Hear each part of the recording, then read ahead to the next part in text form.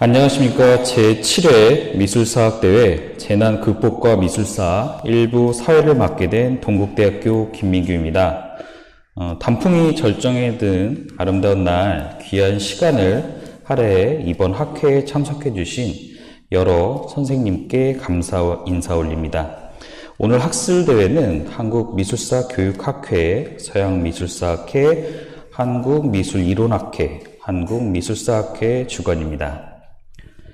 오늘 학술대회는 오전 1부에 세 주제 발표 및 토론, 오후 2부 5주제의 발표 및 토론이 있겠습니다.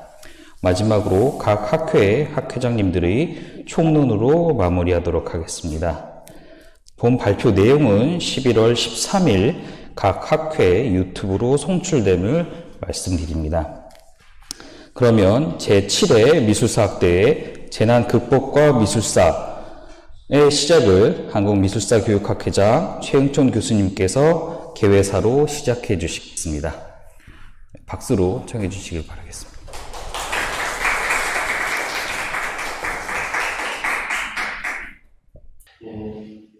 한국미술사교육학회 회장과 최응촌입니다. 제7회 미술사학회를 저희 학회를 포함하여 서양미술사학회, 한국미술이론학회, 한국미술사학회, 4개 학회가 공동으로 주관해서 재난 극복과 미술사라는 주제로 학술대회를 개최하게 됐습니다. 불과 2년 전만 해도 이러한 우리한테 전혀 예상치 못했던 상황이 생기려고 하면 아무도 예측하지 못했습니다. 학교에서의 비행복합, 그리고 화상기, 또 이렇게 학회에서의 어쨌든 철저한 인원의 제한과 이러한 후반에서 그동안 있었던 소중한 일상들이 다 과거처럼 잊혀지고 학회에 한번 제대로 참석하지 못하고 2년을 보내고 있습니다. 아시다시피 터널에 이끌어가고 이제 멕시코죠. 우리도 이제 재난이 정말 끝나는 시간이 다가오는 것 같습니다. 그 터널의 끝자리에 와 있는 것 같아서 한편 의식 기대하고 또 이 자리를 빌어서 우리가 이 재난 극복이라는 주제로 하게 된 데는 그동안 공소문을 만들어가고 미술사 분야에서 어떠한 모습으로 재난을 극복하면 그리고 현장에 쓰는 조명해보는 자리를 갖고 우리 이런 어려운 팬데믹 상황에서 재난을 통해서 우리가 어떠한 과정을 통해서 상황을 대처하고 또 이런 문제와 대안을 제시하고 해법을 찾는 데 도움을 마련하고자 이 학회를 주관하게 되었습니다. 오늘 특별히 어려운 상황에도 발표와 토론을 받아주신 그래서 여러 선생님들과 학회를 주관해서 고생해주신 많은 관계자들에 감사의 말씀을 드리면서 이 학회가 긴 시간이지만 부산 잘 끝나길 바라지 않습니다. 참석해 주신 여러분들에게 다시 한번 진심 감사드리고 특히 이 학회에 직접 참석하지 못했지만 화면으로 응원해주시는 많은 회원분들 도움으로 모두 자들에게 다시 한번 감사의 말씀을 드립니다. 이것으로 인사를 다하겠습니다. 감사합니다. 네, 제7회 미술사학대회 재난 극복과 미술사 오전 첫 발표를 시작하겠습니다. 오늘 각 발표는 발표 20분과 토론 10분으로 진행되도록 하겠습니다. 첫 발표는 한국외국어대학교 김혜진 교수님께서 진행해 주시겠습니다.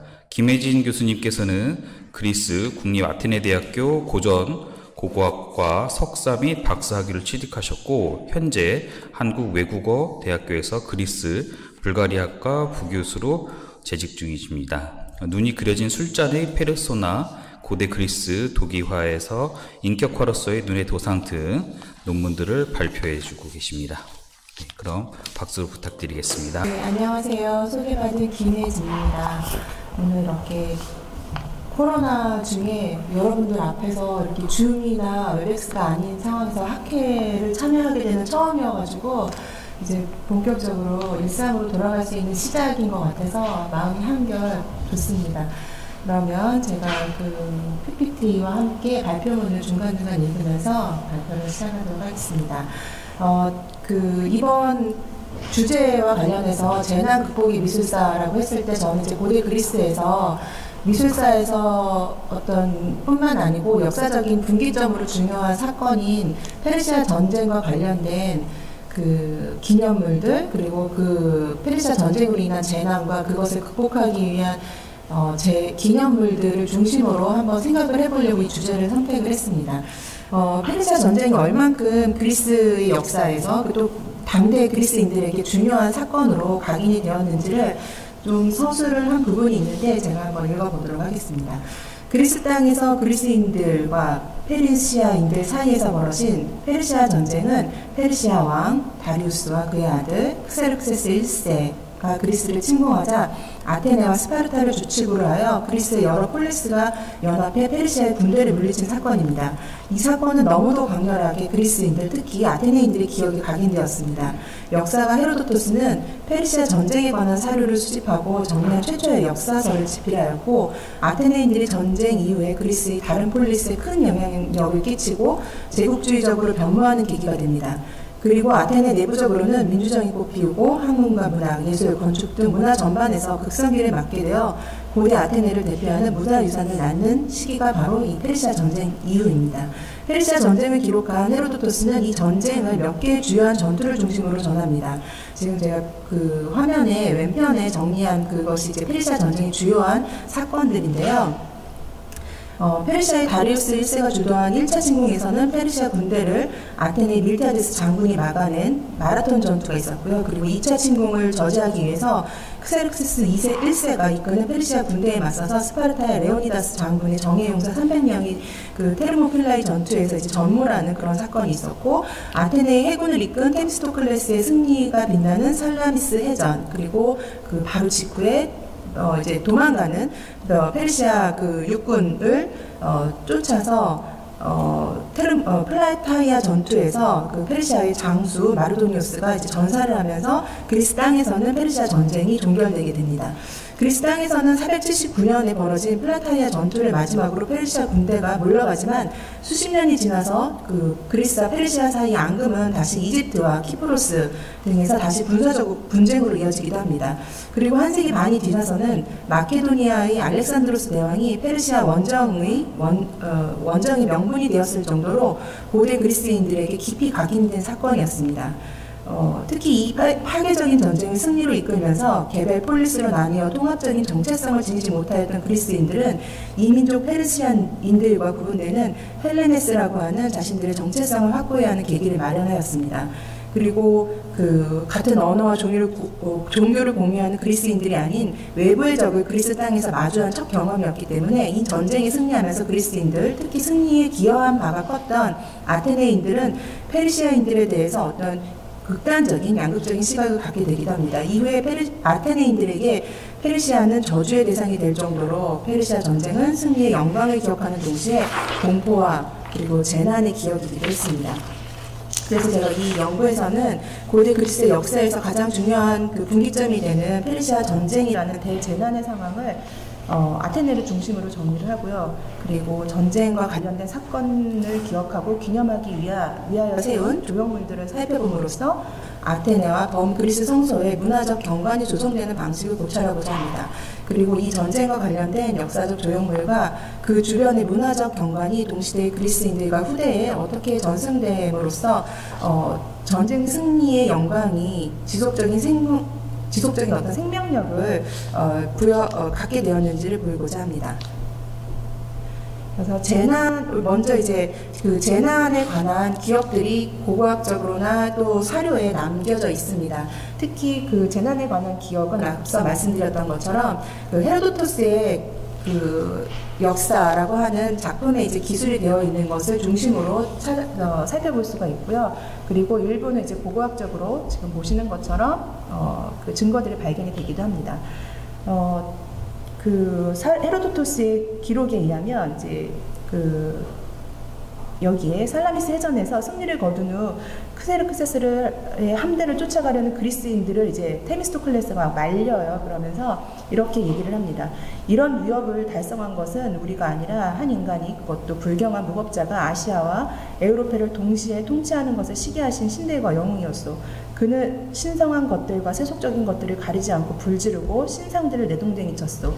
그는 또 바다에도 매질을 하며 거기에 족쇄들을 던져 넣었어 라고 하면서 그 자신들이 입은 재난들을 이제 압축적으로 표현을 합니다. 특히 아테네는 기원전 480년과 그 이듬해에 두 차례에 걸쳐서 철저히 유린당합니다. 이에 관해서는 헤로도토스의 기록과 고고학적 증거를 통해서 확인이 되는데, 그 첫 번째는 기원전 480년 9월경에 일어난 것으로 알려져 있습니다.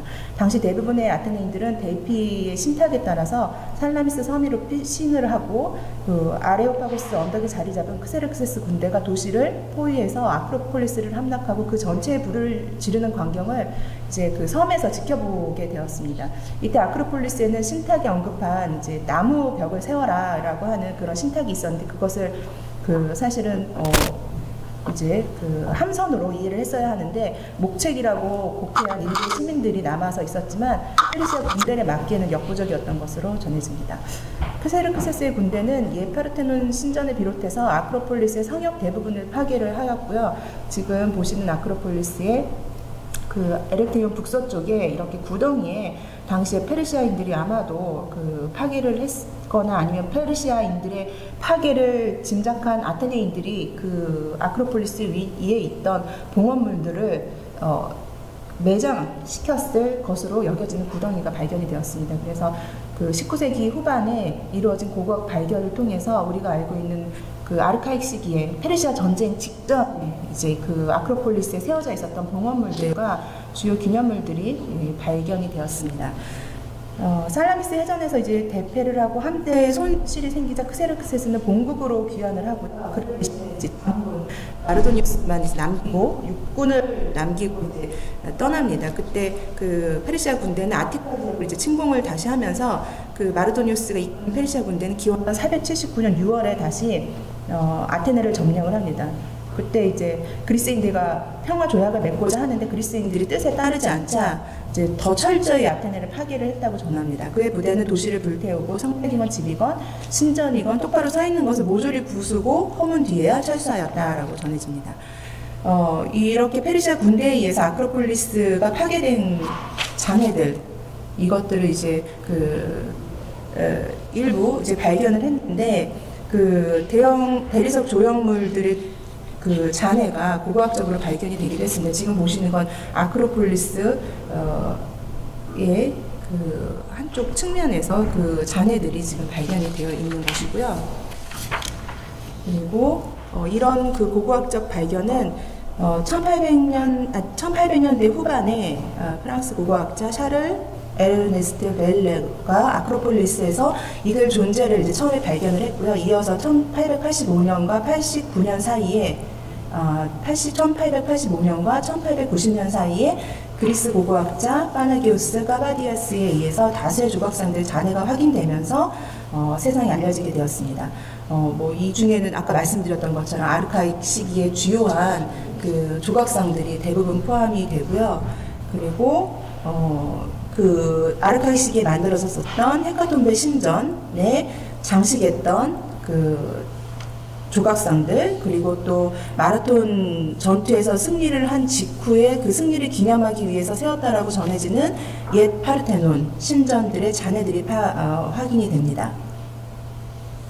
그리고 또 그 아크로폴리스를 점령한 크세르크세스는 그 이제 조형물들을 파괴를 했을 텐데, 그때 그 역시 그 조형물들에 포함되었던 것들 중에 이제 독재자 살해상으로 알려져 있는 그 하르모디우스와 아리스토게이톤의 그 청동 조각상도 페르시아로 가져갔던 것으로 알려져 있습니다. 기원전 480년과 479년에 두 차례에 걸쳐서 페르시아 군대에 유린당한 아크로폴리스는 수십 년간 복원하지 않은 채로 남겨졌습니다. 이러한 현상은 전란 직후에 재정적으로 공공함이 그 원인이었을 것이거나 아니면 플라타이아에서 맺은 어떤 서약 때문으로 여겨집니다. 전승에 따르면 플라타이아 전투, 그러니까 그 페르시아 전쟁이 이제 가장 마지막 그리스에서 벌어진 전투죠. 그 전투에서 승리를 한 다음에 그리스 연합군은 페르시아인들에 의해 파괴된 성소를 재건하지 않겠다고 맹세하였다고 전합니다. 플라타이아 전투가 벌어지고 한 세대 후인 기원전 4세기 중반에 플라타이아의 맹세를 기록한 한 금성문이 아카르나이라고 하는 지역에서 발견이 되었는데요. 근데 그 이 명문에는 일부만, 아마도 그 맹세의 일부만 담겨져 있는 것 같습니다. 그래서 그 재건을 유보한다라는 그런 내용은 현재 밝혀져 있지 않습니다. 그래서 실제로 그 그리스인들, 특히 아테네인들이 왜 페르시아 전쟁 이후에 아크로폴리스를 수십 년간 그렇게 방치한 채로 두었는지에 대한 정확한 이유는 아직 밝혀져 있지 않습니다.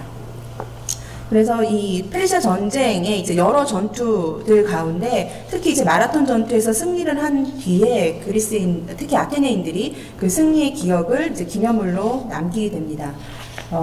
그래서 페르시아 전쟁의 여러 전투 가운데 아테네인들에게 이제 가장 인상적인 승리를 안긴 곳은 마라톤의 평원에서였습니다.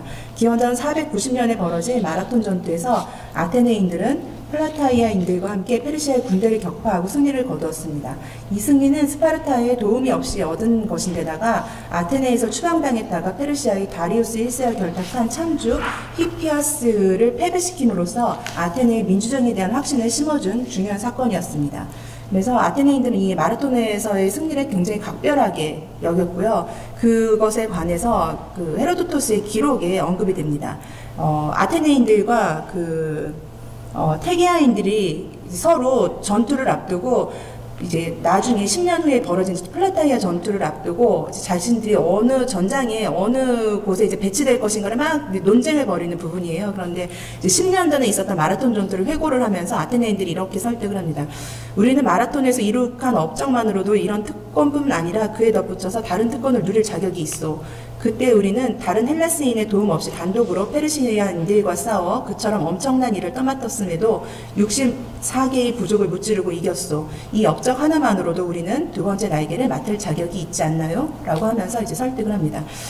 그럴 정도로 이제 아테네인들에게는 이 마라톤에서의 승리가 굉장히 각별했던 것으로 여겨집니다. 그리고 그 승리는 아테네인들뿐만이 아니고 다른 그리스의 폴리스들에게서도 인정받을 만한 것이었던 것 같습니다.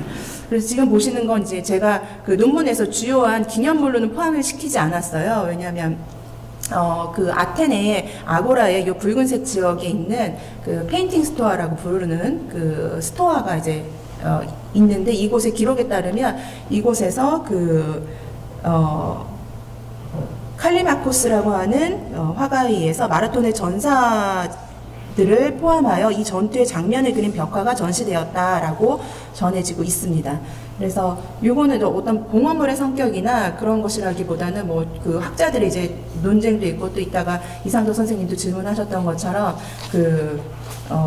개인 장수에 의해서 의뢰된 측면이 있기 때문에 이제 물론 이제 성격은 굉장히 공공적인 공간에 전시되긴 했지만 국가적 차원에서 만들어진 기념물은 아니었기 때문에 제가 주요하게 다루진 않았습니다. 아무튼 마라톤 전투 이후에 이렇게 그 아고라 수십 년이 지난 이후에 이 아고라에도 이렇게 마라톤 전투와 관련된 회화가 정시되어 있었다라고 하는 기록이 남겨져 있습니다. 그리고 이제 아크로폴리스의 전승 기념물이나 봉헌물들이 등장을 합니다. 마라톤 전투에서 승리를 거둔 직후에 아테네인들은 옛 파르테논을 짓기 시작을 했습니다. 그래서 이 신전은 전투에서 승리를 기념하고 아테나 여신에게 봉헌을 하기 위한 것으로 알려져 있는데요. 이 신전은 특별히 그리스에서 처음으로 대리석으로 지어졌고요. 이는 아테네 근교의 펜텔리스 산에서 대리석 채석이 이제 이루어지면서 사실 가능했던 일이었던 것 같습니다. 하지만 미처 완성되기 전에 크세르크세스의 군대가 아테네를 침공을 하면서 이제 파괴가 되었고요. 아테네인들은 이제 파괴된 옛 파르테논에서 나온 잔해를 땅속에 묻거나 일부는 전후 아테네의 재건에 필요한 자재로 사용하기도 합니다. 그 화면은 제가 좀 뒤에다 놓는데요. 바로 요 아크로폴리스의 한쪽 성벽에 요렇게 옛 파르테논 신전의 기둥들을 재사용해서 성벽을 보강하는 데 사용을 했습니다. 그래서 요것은 이제 아고라에서 요 반대쪽 사면에서 아고라가 요쪽 북서쪽에 있는데 이쪽 사면에서 이제 볼 수 있게 돼서 사람들이 많이 찾는 아고라에서 그 옛 파르테논 신전의 그 잔해들을, 그러니까 그 페르시아인들에 의해서 파괴된 잔해들을 볼 수 있게 했다라는 점에서 또 의미가 있을 것 같습니다. 그리고 이제 파르테논 북쪽에 그 북서쪽에 5m에 달하는 높이의 거대한 마라톤 전투의 기념물이 세워졌습니다. 이것은 지금 화면에 보시는 것인데요. 마라톤 전투에서 전사한 아테네의 장수 칼리마코스를 기리는 것으로 원주형 받침대 위에 니케 형상을 대리석으로 조각한 일명 칼리마코스의 니케상으로 불려집니다. 이 기념물은 전투의 직후인 490년에 아크로폴리스에 세워졌고요. 페르시아 1차 침공이 일어난 기원전 480년경에 파괴된 것으로 알려져 있습니다. 현재는 이렇게 복원상으로 그 원래 모습을 유지해 볼 수가 있습니다. 그리고 아크로폴리스의 건축 프로그램이 본격적으로 재개되기 이전인 기원전 460년경에 키몬의 주도로 페르시아 전쟁의 승리를 감사하며 아테나 프로마코스 상이 아크로폴리스에 세워졌습니다. 거의 뭐 5세기 이후에 이제 로마 시대에 파우사니아스라고 하는 기록자는 이 거대한 아테나의 청동상이 페르시아 전쟁에서 얻은 전리품으로 여인에게 11조를 봉헌한 것이라고 전합니다. 그에 따르면 이 청동상은 페이디에스가 제작하였고 여신의 방패는 조각가 미스가 켄타브로스들과 라피타이아인들의 전투를 장식해 넣었다고 합니다. 그리고 이 청동상의 규모가 엄청나서 그 아티카 반도의 끝에 있는 수니온을 통과해서 이제 아테네로 향하는 뱃사람들이 이 아테나 프로마코스의 창과 투구의 끝부분을 볼 수 있을 정도로 기념비적인 규모였다라고 전해집니다.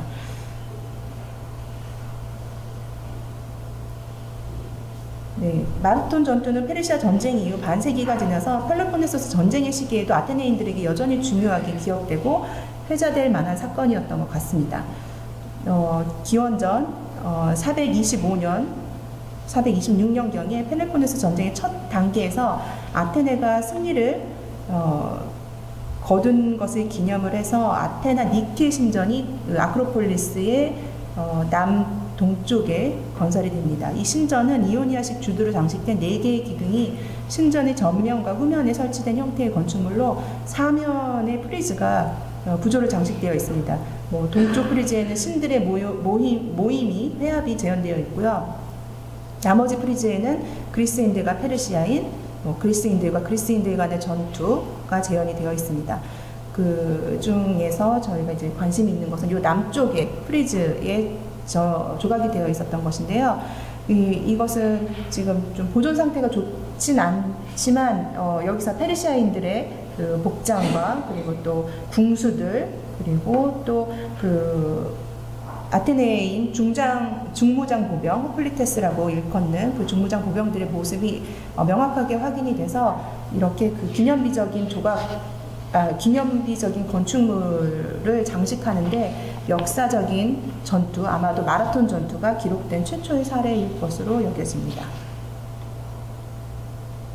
그리고 이제 마라톤에서도 그 전쟁이 실제로 이제 벌어졌던 마라톤에서도 기념물이 만들어집니다. 마라톤 전투는 아테네인들이 적은 수의 중장 보병으로 구성된 밀집된 형태의 보병 군단인 그 팔랑크스를 이끌고 페르시아 대군을 물리치는 상징적인 전투로 기억되는데, 이것을 기념하기 위해서 그 트로파이온이라고 하는 새로운 형식의 조형 물이 탄생이 됩니다. 트로파이온은 지금 이 도기화에 나와 있는 것처럼 그 전장에서 군대가 이제 적군의 군대가 대열을 흐트러뜨려서 이제 돌아가는 상황, 트로페라고 하는데, 그것을 이제 기념해서 트로파이온이라고 하는 이제 승리한 쪽이 만드는 기념물이에요.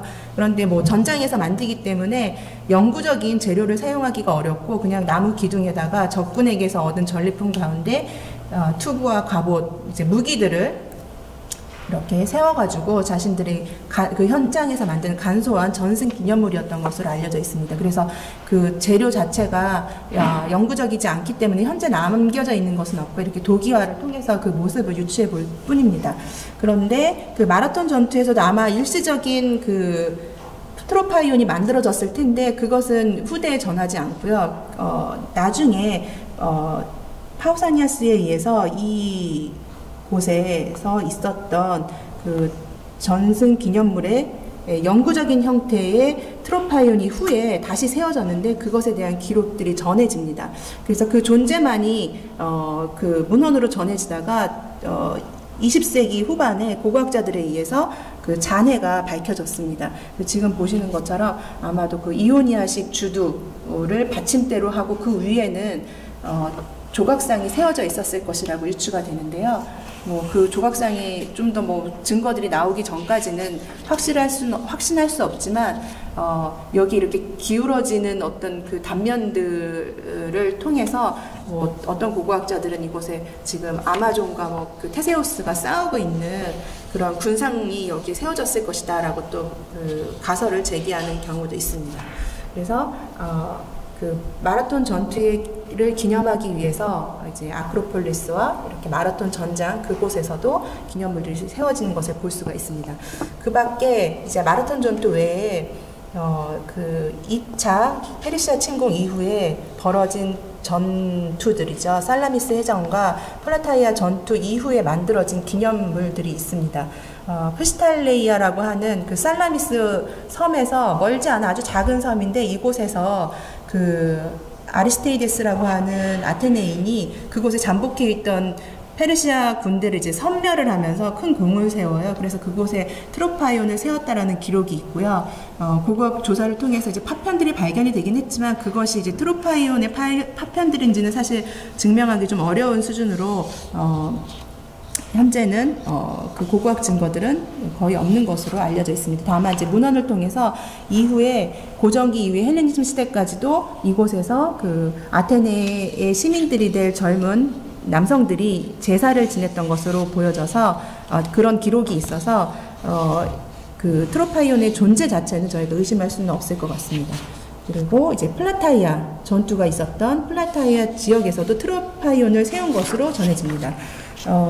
그 페르시아 전쟁의 마지막 해에 플라타이아에서 얻은 승리를 기념해서 트로파이온을 세웠는데 제가 좀 헷갈렸네요. 그 앞서서 그 마라톤 전투에서의 그 트로파이온을 파우사니아스가 봤다고 하는데 그게 아니고 그 플라타이아 전투에서의 트로파이온입니다.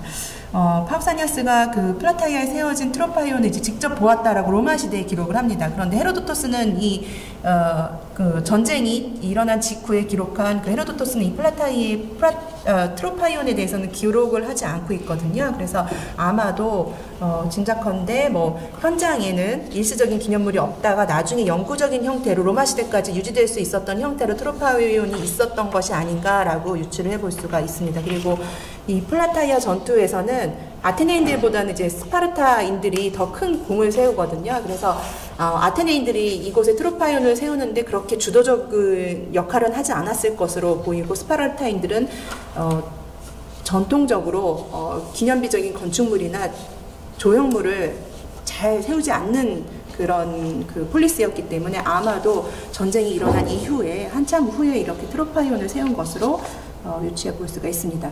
그리고 이제 그 전투가 이루어졌던 지역들 뿐만이 아니고 그리스의 성소에서도 이렇게 기념물들을 세웁니다. 그래서 델피에 있는 아폴론의 성소라던가 올림피아에 있는 제우스의 성소, 또 이스트미아에 있는 포세이돈 성소에도 감사의 봉헌물들을 그 아테네인들 뿐만이 아니고 여러 연합했던 그 폴리스들이 함께 봉헌물들을 세운 것으로 전해집니다. 특히 이제 델피에 세워져 있었던 조형물은 이렇게 원래는 이 위쪽에 황금 세발솥, 다리가 셋이 달려있는 이렇게 그 솥이 있었다라고 하는데 그것은 현재 없어지고요.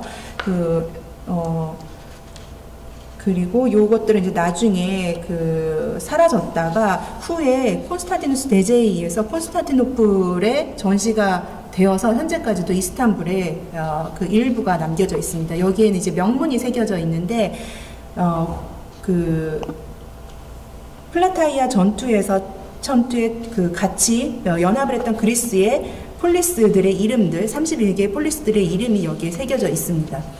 그래서 그리스 아테네인들뿐만이 아니고 이제 그리스인들이 함께 이룬 그 승리의 기억들을 그 그리스 그리스 성소라고 일컬어지는 여러 곳에 세워진 것으로 보여집니다.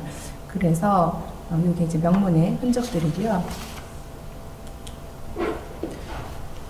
그 지역들을 좀 지도로 표시해 봤어요. 사실 제가 그 페르시아 전쟁과 관련된 기념물들을 전수조사하지 못하고 발표문을 마무리했는데 개인적인 사정 때문에 그 지금 발표의 내용에 담은 지역들을 표기를 해보면 붉은색으로 표시된 곳입니다. 그래서 아테네는 뭐 점 하나로 표기되지만 여기 프시탈레이아, 뭐 플라타이아, 마라톤, 이스티미아, 델피, 올림피아 등이 있고요. 그리고 또 나중에 이제 제가 논문으로 발전시킬 때는 더 추가적으로 하겠지만 뭐 아테네인들이 이제 델피에도 또 그 보물창고라고 불리는 보고를 만들기도 하고요. 스토아도 만들고 또 그 네메시스의 조각상이 아테네 근교의 아티카 지역에 있는 람누스라고 하는 또 그 지역에 또 세워지기도 합니다. 그래서 이런 모든 건축 프로그램의 사실 정점에는 아크로폴리스의 파르테논이 위치를 합니다. 페리클레스와 페이디아스가 만든 이 건축물은 페르시아 전쟁에 관한 직접적인 언급을 하지 않는다라고 다들 알고 계시는 것 같아요. 그 파르테논에는 수호신 아테나의 탄생과 승리, 이것이 이제 그 신전의 동쪽과 서쪽 페디먼트에 장식이 되어 있고요. 그리스인들의 승리를 비유적으로 암시하는 신화적 전투들이 이제 메토프에 장식이 되고, 그리고 또 안쪽 프리즈에는 파네타네의 축제의 행렬과 그들을 지켜보는 신들의 회합이 재현될 뿐입니다. 그래서 어디에서도 이제 역사적인 페르시아 전쟁에 관한 언급은 없습니다. 신들과 아테네인들은 한 자리에 모여서 그들이 이뤄낸 위대한 성취, 아마도 이제 페르시아 전쟁을 누가 봐도 이제 페르시아 전쟁을 의미를 했을 텐데 그것들을 이제 누리고 축제의 분위기를 대리석에 새겼습니다. 그리스 고고학자 이제 발라바니스라고 하는 분은 고전기 아크로폴리스의 건축 프로그램을 이제 조망을 하면서 페르시아 전쟁 이후 도시가 원하는 새로운 힘의 메시지를 역동적으로 전달하기 위해서 신화와 역사의 다양한 도상 주제를 사용하였다고 보고, 신화와 역사를 통해서 도시의 과거와 현재를 건축물의 장식으로 새겨 넣음으로써 기억의 경관을 재구성했다라고 평가를 합니다. 페리클레스와 페디아스가 그러한 이렇게 그 당대의 페르시아 전쟁 이제 한 수십 년이 지난 다음에 아크로폴리스를 재건을 하면서 그 건축 프로그램을 주도했던 페리클레스와 페디아스는 그러한 메시지를 아크로폴리스를 방문하는 대다수의 사람들에게 과연 전달을 했을까? 에 대한 질문은 약간 회의적입니다. 그 대답은 회의적입니다. 왜냐하면 이 모든 사람들이 이렇게 암시적으로 또 신화에 대한 어떤 그런 알레고리적으로 풍겨진 그 페르시아 전쟁에 대한 승리와 그러한 비유들을 모두 이해하지는 못했을 것이라고 봅니다. 하지만 거대한 조각상과 웅장한 건축물, 화려한 건축 장식은 아테네 시민들의 자부심과 자긍심을 확고히 하도록 작용했을 것이라는 점은 부인하기가 어렵습니다. 마찬가지로 아테네의 아크로폴리스와 아고라, 델피, 올림피아, 이스티미아 등 범그리스의 성소에 세워진 페르시아 전쟁을 승리로 이끈 기억의 산물은 그곳을 찾은 아테네인들 뿐만이 아니고 그리스인들에게 전쟁을 극복하기 위한 어떤 노력을 보여주는 어떤 가시적인 그런 그 결과물이었던 것으로 보여집니다. 오늘 발표는 여기까지 하겠습니다. 감사합니다. 네, 김혜진 교수님께서 문학과 영화 등으로 잘 알려져 있는 페르시아 전쟁을 통해 파괴된 유적, 흔적과 새롭게 조성되었던 여러 미술품들의 의미에 대해서 말씀해 주셨습니다. 이에 대한 토론으로 이상덕 경희대학교 교수님께서 토론을 해주시겠습니다. 이상덕 교수님께서는 고려대 사학과 학사 석사, 런던대 고전학 박사, 그리고 현재 경희대학교 HK 교수로 재직 중이십니다. 고대 그리스사 중 그리스인들이 어떻게 신화의 이미지를 활용했는지를 연구하고 계십니다. 교수님 모셔서 토론을 듣도록 하겠습니다. 네, 안녕하세요. 네, 제7회 미술사학대회 재난극복과 미술사에 이렇게 초대해 주셔서 정말 감사드립니다. 저는 경희대학교 HK 플러스 통합의료인문학 연구단에서 HK 교수를 맡고 있는 이상덕입니다. 저는 토론문을 준비를 해서요, 그거를 그대로 읽는 방식으로 진행을 하겠습니다. 김혜진 선생님 발표문 정말 감사하게 잘 읽었습니다. 본 발표문은 페르시아 전쟁을 경험하면서 겪은 재난과 승리를 아테네인들이 어떻게 기억하였는가의 문제를 고고학적 증거를 통해 살펴보았습니다. 전체적인 결과를 통해 페르시아 전쟁이 아테네뿐 아니라 그리스 전역에 어떠한 영향을 주었는지 알 수 있었습니다.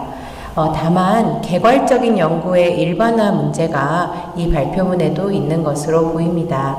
선생님께서 사용하시는 증거들의 연대와 의미가 면밀히 살펴보면 많은 학자들 사이에서 논쟁이 되고 있는 부분이 많기 때문입니다. 근데 저희 고대사 하는 사람들은 다 이런 문제를 겪고 있어요. 그래서 전반적인 고고학 증거들을 모아서 어떤 일반화된 논제를 이끌어내려면 이런 문제들을 할 수 없이 겪을 수밖에 없습니다. 그래서 전체적인 논지, 즉 결론 부분에 선생님이 말씀하신 거대한 조각상과 웅장한 건축물, 화려한 건축 장식은 아테네 시민의 자부심과 자긍심을 확고히 하도록 작용했을 것이라는 점은 부인하기 어렵다. 마찬가지로 아테네의 아크로폴리스와 아고라, 델피와 올림피아, 이스미아 등 그리스의 성소에 세워진 페르시아 전쟁을 승리로 이끈 기억의 산물은 그것을 찾는 아테네인들과 다른 그리스인들에게 전쟁을 극복을 위한 가시적 노력이자 그 과정의 성취를 드러낸 결과였다라고 주장하시는 것에는 충분히 동의합니다. 다음에 문제들 제가 4가지를 제기했는데요. 이거에 관한 선생님의 의견을 듣고자 합니다. 네, 첫 번째 보겠습니다. 4페이지에 보시면 석회암으로 만든 펜카톤페돈 신전의 조각 장식들이 발견되었다. 이 펜카톤페돈 신전을 대신하여 마라톤 전투에서의 승리 직후에 건설하기 시작하였으나 미완성한 옛 파르테논, 파르테논 전신이라고 생각하는 거죠. 이것도 페르시아인들에 의해서 파괴되었다. 그리고 도시의 수호신 아테나에게 봉헌된 아테나의 옛 신전이 파르테논과 에렉테이온의 사이에 위치하였는데 그 역시도 파괴되었다. 이 부분 선생님들도 읽어보시면은 조금 헷갈리실 거예요. 이게 여기가 헷갈리는 역사를 가지고 있기는 합니다. 그래서 이 부분은 맞으면서도 선후관계가 명확하지 않은 느낌입니다. 헤카톤페도는 기원전 566년 판아테나이아 제전이 확대되면서 확장되었고, 이건 저희가 아는 고고학적 고증들입니다. 문헌학적 고증들도 있고요. 고 아테나 신전은 원래 제단과 작은 경당의 모습이었을 텐데 기원전 520년경 페이시스트라토스를 기리면서 그의 아들들이 증축해서 세웠습니다. 옛 파르테논과 옛 아테나 신전이 같은 자리를 유지했는지는 논쟁거리가 되고 있고요. 축이나 비율 등이 변화해서 이거에 대해서는 많은 논문들이 나와 있습니다.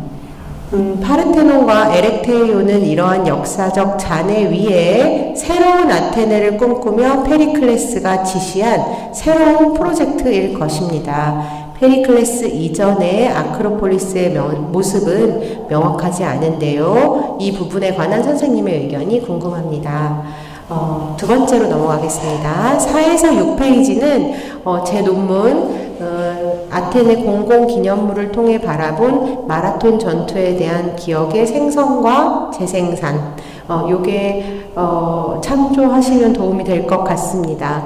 여기서는 제가 이러한 기억들이 마라톤 전투에서 밀티아데스라는 장군이 싸웠는데 그 장군의 아들이 키몬이에요. 그래서 유명한 정치가입니다. 그래서 이 아테네의 유명한 정치가에 의해서 자신의 아버지 밀티아데스의 이미지를 미화하기 위해 마라톤 전투의 승리를 선전하였다는 주장을 제가 개진을 했는데 이것에 관한 선생님의 의견을 듣고 싶습니다. 세 번째는 사실 작은 문제라서 그냥 해결이 된 것 같은데요. 8페이지에서 제목이 3, 올림피아의 제우스 성소에서 이 부분은 델피도 다루고 있어가지고요. 제목이 바뀌어야 될 것 같다고 생각했습니다. 네 번째 마지막인데요. 페르시아 전쟁이 끝난 후에 아테네인들의 반응을 펠로폰네소스 전쟁이 끝난 후의 반응과 비교하면 그 차이가 더 잘 드러날 것 같습니다. 페르시아 전쟁이라고 하면 우리가 그레코 페르시안 전쟁이라고 하는데 그리스인들이 페르시아라는 강국을 대항해서 싸운 전쟁입니다. 그리스인들이 하나가 되죠. 그런데 펠로폰네소스 전쟁 같은 경우는 그리스 내부에서의 폴리스 간의 그 경쟁입니다. 그래서 어떤 대국을 상대로 싸운 것과 그 내부에서의 싸움, 요 전쟁 두 가지의 이후에 그리스인들의 반응이 매우 다릅니다. 그래서 페르시아 전쟁이 끝났을 때 아테네인들은 승리에 부풀어 제국을 꿈꾸고 활발하게 이미지를 생산해내었습니다. 파르테논 신전이 이에 대표적인 예입니다. 그러나 펠로폰네소스 전쟁 이후에는 전쟁에 대한 환멸과 좌절감 등이 특히 비극 작품들에서 많이 느껴집니다. 이들이 채 30년도 되지 않아 느끼는 이 극단의 감정에 관한 선생님의 의견을 듣고 싶습니다. 네, 뒤에 말은 생략해도 될 것 같습니다. 네, 감사합니다. 네, 이상정 선생님 항상 제가 질의자로 선택을 드려가지고 제 그 졸고에 항상 좋은 질문들 주셔가지고 감사합니다. 첫 번째 질문에 관해서는 사실 제가 이 발표문을 준비를 하면서 그렇게 많이 자료를 확인하진 않았어요. 왜냐하면 이 덩어리가 너무 크기 때문에 사실 미뤄뒀어요. 그래서 논문으로 발전시키는 부분에서는 이제 주석에라도 그 내용을 정리하긴 하겠지만 제 전체적인 발표의 논지에 있어서는 고고학적으로 이제 이게 위치가 어딨냐라고 하는 그 부분에 있어서는 당장은 중요하지 않아서 제가 좀 미뤄뒀던 부분인데 그 부분들을 선생님의 지적처럼 좀 잘 정리를 해서 논문에 발전시키도록 하겠습니다. 그리고 두 번째 질문에 관해서는 저도 이러한 내용들을 이제 확인을 했어요. 그래서 그 내용을 인지를 하고 있고, 다만 아까 말씀드렸던 것처럼 이제 키몬이 그 아버지를 기념하기 위해서 이 개인적인 의뢰에 의해서 이 페인팅을 만들어서 아고라에 전시를 한 것이라고 한다면 그건 이제 공공장소에 전시한 것이기 때문에 공공의 성격은 띠고 있지만, 사실 제가 이 논문에서 이제 어떤 좀 범주로 다루었던 공공기념물이라고 하는 건 국가나 폴리스 주도로 세워지는 어떤 그런 기념물들을 좀 한정을 했기 때문에 자세히 다루진 않았습니다. 하지만 그 부분도 이제 논문에서는 주석으로 꼭 넣도록 하겠습니다. 그리고 3번은 아까 발표할 때 제가 수정을 했고요. 그 다음에 4번 같은 경우에는 제가 무슨 대단한 통찰이 있어서 이런 것에 관해서 대답을 할 수는 없겠지만, 그 페르시아 말씀하신 것처럼 페르시아 전쟁이 어떤 외부의 적을 상대로 했기 때문에 내적으로 성장할 수 있는 동력들이 굉장히 많이 만들어지고 그것들이 실제로 성과가 나타났다라고 하면 펠로폰네소스 전쟁은 이제 내전이었기 때문에 서로 성장의 동력을 파괴하는 그러한 전쟁이었기 때문에 사실 페르시아 전쟁보다 더 파괴적인 전쟁이었다라고 저는 그렇게 생각을 합니다. 그래서 지금에 비추어 본다라고 하면 페르시아 전쟁 직후의 세대보다 펠로폰네소스 전쟁 직후의 세대들이 펠로폰네소스 전쟁을 치르면서 역병이나 30년간의 그 지루한 내전을 겪으면서 이전 세대보다 더 못 사는 세대, 아마 그렇게 느꼈을 것 같아요. 지금 우리가 흔히 말하는 그 동시대의 문제들처럼. 그래서 그런 부분에서 본다고 하면 그리스 남쪽에서의 그러한 동력을 잃은 상황들이 지속이 됐지만, 오히려 새로이 그리스 북쪽에서 새로운 또 세력이 부상할 수 있는, 마케도니아라고 하는 세력이 부상할 수 있는 또 다른 배경을 제시해 주지 않았나라는 생각이 듭니다. 그래서 아테네를 중심으로 계속 헤게모니가 지속이 되었다라고 하면 마케도니아 등장은 또 볼 수 없었을 거고, 알렉산드로스 대왕 같은 그런 역사도 없지 않았을까라는 생각이 듭니다. 감사합니다. 네, 김혜진 교수님 발표와 이상덕 교수님의 토론이 있었습니다. 진심으로 감사드리겠습니다. 네, 그러면 1부 두 번째 발표를 시작하도록 하겠습니다. 재난과 극복의 미술사 1부 두 번째 발표는 이강근 교수님께서 조선 17세기 전반기 불교 건축 재건의 성격, 전쟁 재난의 피해와 극복을 중심으로 대해서 말씀 주시겠습니다. 이강근 교수님께서는 서울시립대 건축공학과, 한국학중앙연구원, 한국학대학원, 동국대학교 대학원 미술사학과를 졸업하시고 경주대학교를 거쳐 현재 서울시립대학교 교수로 재직 중이십니다. 발표 청해 듣도록 하겠습니다. 네, 방금 소개받은 이강근입니다. 이렇게 코로나 와중에 학술대에서 대면으로 뵙게 돼서 대단히 반갑습니다. 오늘 제가 준비한 주제는 조선 17세기 전반기에 있었던 불교 건축의 재건의 성격을 한번 짚어보는 그런 주제입니다. 딱히 이 건축 자체가 재난 극복의 수단일 수는 없지만 전쟁의 참화를 입고 나서 그것을 극복해가는 과정이 오늘 내 학술대의 주제하고 잘 맞을 거라고 생각해서 준비를 해봤습니다. 저는 대체로 그 두 가지 관점에서 말씀드릴 텐데, 하나는 현재 우리가 사용하고 있는 이 개설서, 그리고 일제강점기에 나왔던 일본인들에 의한 통사부의 개설서에서 임진왜란이라고 하는 걸 어떻게 다루고 있는지를 잠깐 들여다보고, 그걸 발판으로 해서 당시의 기록에 나타나는 전쟁 재난과 재건의 성격을 짚어보는 순으로 그렇게 해보겠습니다. 머릿말은 잠깐 읽겠습니다. 16세기 말 일본의 조선 침략 전쟁으로 발생한 참혹한 재난 가운데 특별히 불교 사원의 전면적 파괴와 극복 과정에 관심을 두고 연구를 했습니다. 그러나 전쟁 이전의 현황은 알 수가 없습니다. 목록이 남아있지 않습니다. 일본의 약탈과 강화로 없어졌기 때문에 그렇습니다.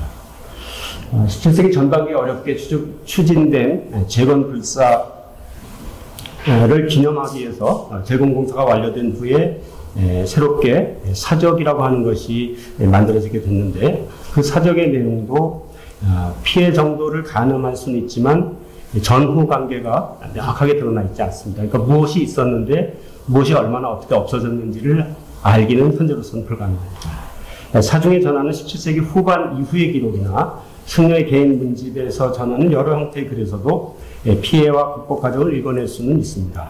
또 전쟁 이후에 새로 제작된 불상이나 불화의 기록물들, 복장, 화기 같은 데서도 그러한 것을 짐작할 수가 있습니다. 그러니까 실록, 승정월기 같은 관천 역사서나 사중기록, 승려 문집, 복장 문서, 화기 등을 집성하고 여기에 건물 조사를 건물을 조사할 때 발견한 상량문이나 상량목소를 추가해서 종합적으로 연구할 때만 이른바 외란이라는 침략전쟁의 피해와 극복이라는 연구 목표에 한 걸음 다가설 수 있으리라고 생각합니다. 그동안 건축 역사학 분야에서는 외란을 경계로 한 조선시대 시기 구분론을 선호해 왔습니다. 조선 전반기 건축과 후반기 건축의 차이를 강조하는 경향을 유지해왔고 여지해왔습니다. 그러나 현재 16세기의 건물은 남아있는 예가 없습니다. 따라서 이제 15세기 건물과 17세기 건물의 차이를 가지고 결국 시기 구분에 대한 증거로 삼는 경향이 있습니다. 따라서 조선시대 건축사에 적합한 시기 구분을 위해서도 외란의 피해와 극복을 주제로 연구가 절실해 보입니다. 이 글에서는 아까 말씀드린 순서로 진행을 하겠습니다. 개설사라고 할 수는 없겠습니다만 통사적인 저술이 일제강점기 때 있었습니다. 우선은 스키노 다다시의 한국건축조사 보고라고 하는 보고서 형태의 글이 있는데 이 뒤에 문단을 보겠습니다. 조선시대를 개관한 총설에서 그는 임진난이라고 하는 표현을 썼습니다. 임진난이라는 침략전쟁을 일으킨 일본의 대군이 팔도를 유린하고, 이건 그 사람의 문장입니다. 제가 쓴 게 아니고, 천연원강 건설해온 유형의 문물을 소탕하여 전에 없던 큰 타격을 입힌 결과 반도의 문화는 돌이킬 수 없게 되었다고 묘사하였습니다. 여기에 청나라의 두 차례 침략, 선조 이후에, 이후는 제가 평가한 거고요. 두 차례 침략, 선조 이후의 당쟁과 정치 문란 등을 언급하며 조선시대 건축을 부정적으로 서술한 다음에 여러 유형의 건물을 하나하나 기술을 하고 있습니다. 아직 한일합방 이전이기 때문에 한국 건축이라고 하는 표현을 쓴다든지 또 임진난이라고 한다든지 이런 표현이 등장한 것이고, 후에 일제강점기가 돼서 이 스테노 다다시가 쓴 글에서는 이렇게 되어 있지 않죠.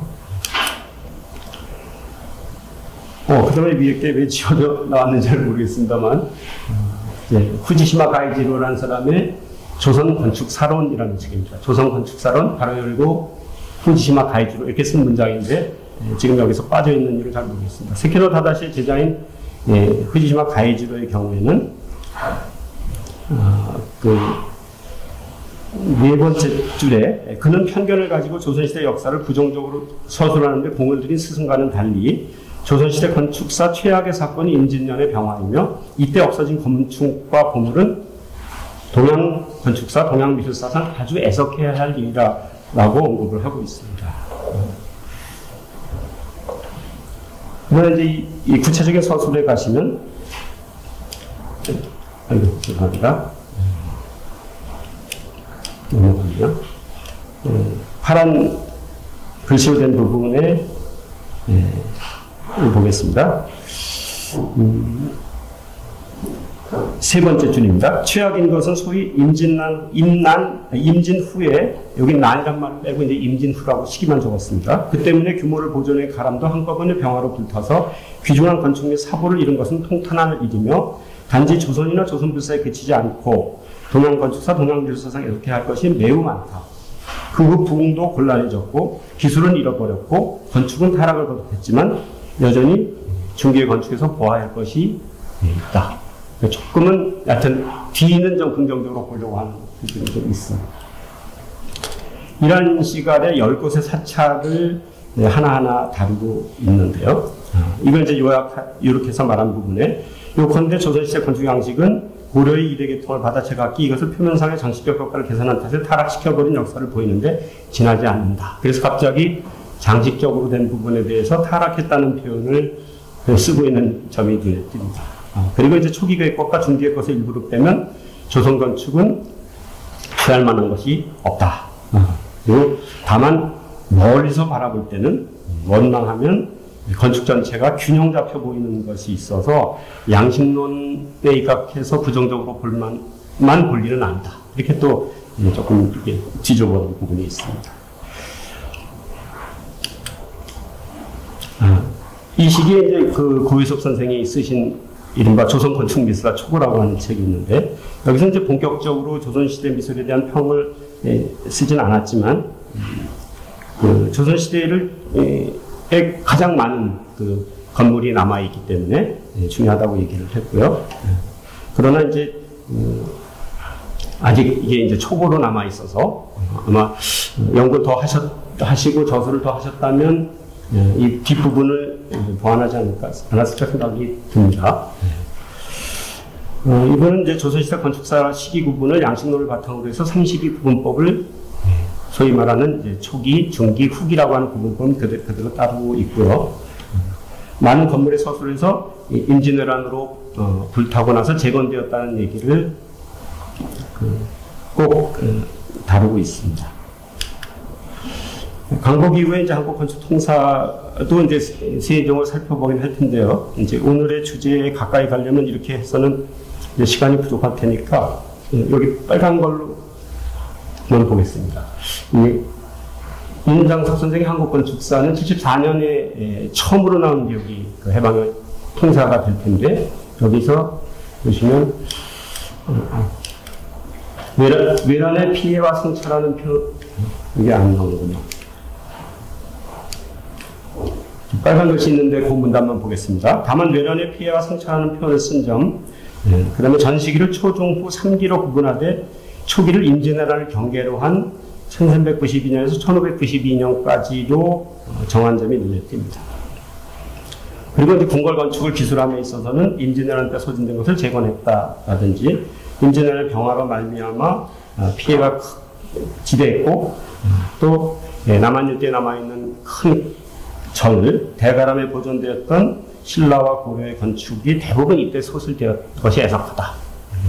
앞에 일본인 학자들이 했던 얘기가 크게 달라진 점은 없는 것 같습니다. 그리고 이제 북한의 그 유일한 건축 통사인 조선건축사, 리화선의 조선건축사에서는 두 번째 문단 보겠습니다. 리조 건축은 리조라고 많은 물을 쓰고 있죠. 16세기 말 17세기 초를 경계로 해서 전반기와 후반기로 나눠진다. 일본의 16세기 말의 일본의 침략과 외란이죠. 17세기 초 청나라 침략에 의해서 무참히 이제 농촌이 도시와 농촌이 무참히 파괴됐기 때문에 이제 건축도 거기에 포함시켜서 말하는 것 같고요. 따라서 이제 침략자들을 반대하는 전쟁 기간 막대한 일적 물적 자원이 전쟁 치는데 충당되었다. 피해 복구에 대해서는 전 오랜 기간에 걸치는 복구 건설 과정을 거쳐서 18세기 중엽에 이르러서야 생산력이 발전하고 공급 문화가 발전하기 시작하여서 이제 결국 이때 가서나 극복되었다. 이런 거죠. 임진 조국 전쟁이라고 하는 언어를 이제 북한에서 쓰고 있습니다. 이제 세 번째 살펴볼 것이 최근에 가장 많이 교재로 채택되고 있는 김동욱 선생의 개정 한국 건축의 역사라고 하는 책인데 여기서는 그동안의 임진왜란을 역사학의 시기 구분의 분기점으로 사용하는 것에 대해서 문제를 제기했습니다. 그래서 그렇게 되니까 결국 전후에 전기와 후기를 나눠서 보고 후기에는 뭔가 전쟁의 피해 상황을 극복하지 못한 상태에서 건축에서 쇠퇴한 부분이 보인다라고 하는 결론을 냈는데 이건 이제 전쟁을 시기 구분의 기준으로 삼았기 때문에 이런 결과에 자연스럽게 도달한 게 아니겠느냐.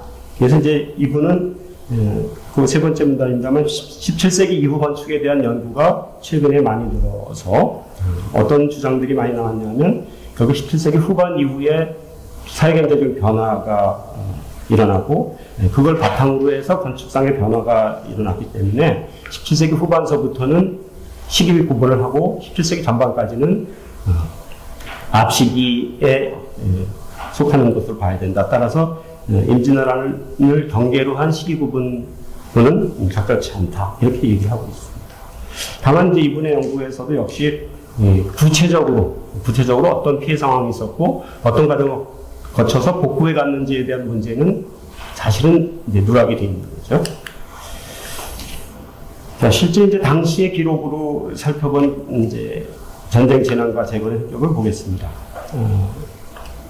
이른바 이제 임진왜란서부터 무술전까지 지속된 외란이라 불리는 일본의 침략 전쟁 기간에 얼마나 많은 사람이 죽었는지, 얼마나 많은 물건이 약탈됐는지, 또 얼마나 많은 건물과 재와 보물이 불타 없어졌는지를 정리한 분호는 사실 없습니다. 임진년 국왕이 피난길에 오른 4월 30일 이후에 실록 기사는 피난 일기일 뿐 국정 정반에 대해서는 물론 전황에 대한 기록으로서도 턱없이 부족합니다. 외적이 이른 곳마다 파괴, 살인, 약탈, 방화가 수없이 자행되었을 것이지만 어디에도 그런 구체적인 기록은 없습니다. 오히려 파죽지세로 침략전쟁을 유도한 외군 쪽 기록을 보아야 무엇이 있었는데 무엇이 있었고 무엇이 없어졌고 하는 것을 알 수 있다는 얘기입니다. 종군 승려들이 작성한 조선 일기류의 기록의 가치가 높은 것도 그런 사정 때문입니다. 그러나 그렇더라도 그들이 약탈품과 호숫자, 사람을 죽이고 코를 베어가는 얘기죠. 대한 목록은 전리품으로 작성했겠지만 파괴하고 인멸한 대상에 대한 기록은 예외적으로 그들이 주둔한 곳이나 공격할 점령한 곳 이외에는 남아있는 것이 없습니다. 그렇기 때문에 우리 사중에 남아있는 기록이 중요하다는 말씀입니다. 불국사나 화엄사가 무기를 규칙해 두었다가 외적에게 발각된 탓에 완전히 소실되었다는 기록이 사중 기록에 남아 있습니다. 대부분의 사찰은 승군의 저항을 빌미로 외군의 공격 목표가 되었고 무차별적인 파괴 대상이 되었을 것입니다. 더구나 외적들에게 조선의 우수한 불화는 처음부터 약탈 대상이 되었을 것이고 전리품이란 이름으로 일본의 땅에 보내졌을 것입니다. 이런 상황에서 불교의 가르침에도 불구하고 불교계가 외적이 우리 땅을 침략해서 일으킨 전쟁에 승병을 조직하고 참전하기로 한 것은 당연한 결정이었을 것입니다. 승장 유정은 참전 이유를 다음과 같이 설명하고 있습니다. 신유정은 미록과 같이 큰 사슴이라는 뜻입니다. 같이 산에 사는 몸으로서 이륜에 버림받은 물건인지라 부자의 은혜도 모르는데 하물며 권신의 의리를 어찌 알겠습니까? 시련이 하늘까지 있다 혈기 있는 자는 모두가 일어났으니 라는 것, 나무를 깎아 들고 일어난 것, 흥세상 부득이한 것이었다. 이렇게 얘기를 했고요. 결국 그 밑에 있는 얘기는 200년 동안 키워온 이 조선이 결국 민생이 결단나고 살아남은 자가 몇이나 되겠냐고 하면서 이제 참전하게 된 동기를 승려로서 거기에 대해서 이제 훗날 송은유정이 입적한 뒤에 부효선수라고 하는 분이 쓴 그의 만장에는 뭐라고 얘기했냐면 복례산 운무 속 높은 곳에 누워있다가 흉적의 침략 소식을 듣고 깊은 산에서 나와 자기 한 몸을 입고 나라를 위해 충주를 바쳤다라고 노래를 하고 있습니다. 기록을 본 불교 사원의 파괴 양상을 좀 보겠습니다. 우선 그 현존하는 건물 가운데서 임진왜란 이전의 건물, 그러니까 고려나 조선 시기 건물들은 대체로 부속사, 해인사, 거주한 봉정사, 관료공사, 순천 송광사, 무의사, 도갑사, 도림사, 서산, 계심사, 홍성, 고산사, 장국사, 오대산, 정멸, 보궁 등에 남아있을 뿐입니다. 그 외의 사찰들은 전부 파괴되고 재건된 것이죠. 임진 계산년간에 피해 입었던 사찰들은 왜군의 진경로와 퇴강로 부근에 있었던 절들이고 범어사, 통도사, 불국사, 동화사, 영천은혜사, 화엄사 등이 거기에 속합니다. 7년 이후에 1597년에 다시 일어났던 정유회란 때도 호남 지역이 집중적으로 피해를 입게 되는데 이때 여수, 흥국사, 금산사, 선운사, 법주사 등이 전소되었습니다. 그런데 이러한 기록은 물론 관찬사선 같은 데는 나오지 않습니다. 이건 전부 사전 기록에서 확인하고 정리를 한 것입니다. 불국사의 경우에는 고금창기라고 하는 곳에 다음과 같은 기록이 있습니다. 대명 만력 21년, 선조 26년 개사 5월 외부가 육지에 백성들과 물건을 노략질할 때 좌병선은 정의한 공검을 비밀리에 본사 지장전 벽사에 옮겨다 감추었다. 외군을 이제 낮춰 부른 거겠죠. 외노 수십 명이 저해와 불상과 기타 재반시설과 건물의 아름다움을 보고 감탄하며 다투어 감상을 하다가 병과 총기가 감춰져 있는 것을 보고 놀라 꽃 속에는 독성 있는 법이다라고 하면서 8사람을 밟아 죽이고 100개의 방을 불살라 버렸다. 이하 피해 상황 2000여 칸이 모두 불탔다. 뭐 그런 얘기가 정리가 되어 있고 이어서 이제 이 이후에 한 70여 년 지나서 겨우 재건 공사가 이루어졌다. 뭐 이런 표가 나옵니다. 화엄사도 비슷한 내용이 있죠. 이때 절 안의 무기를 저장하고 절의 승려들이 결속하여 일어섰으므로 일본군은 절을 공격하여 불을 지르고 당 5천여 칸이과 수도한 절의 부물이 함께 불에 탔다. 그래서 폐허를 보고 분개하고 눈물을 흘리고 재건을 맹세하였다. 난중 잡록이라고 하는 것은 이제 정사로 취급받지 못하고 야사로 분류되고 있습니다만 개인의 기록이기 때문에 개인의 전쟁 기록이죠. 이 난중 잡록을 남긴 조경남 선생은 의병으로도 활동을 했던 분이고 주로 호남 지역에 있었기 때문에 정유재란에 대한 기록이 굉장히 자세합니다. 거기에 따르면 계산년의 경우, 정유년의 경우, 무술년의 경우 들어서 많은 절들이 어떤 피해를 입었는지를 정리하고 있는데 제가 알기로는 일반 사설위에서는 사찰에 입은 피해에 대한 가장 자세한 기록은 구체적이고 자세한 기록을 넣습니다. 다만 피해 상황이 있는 것이 아니라 주로 분탕질을 당하고 사륙이 일어났다라는 정도의 약탈당했다는 얘기가 나옵니다. 금산사의 경우에도 아까 말씀드린 것처럼 이제 재건을 하고 나서 사적이라고 하는 걸 만들 때 중간 해안이라고 하는 스님이 사적을 집행하는데 많이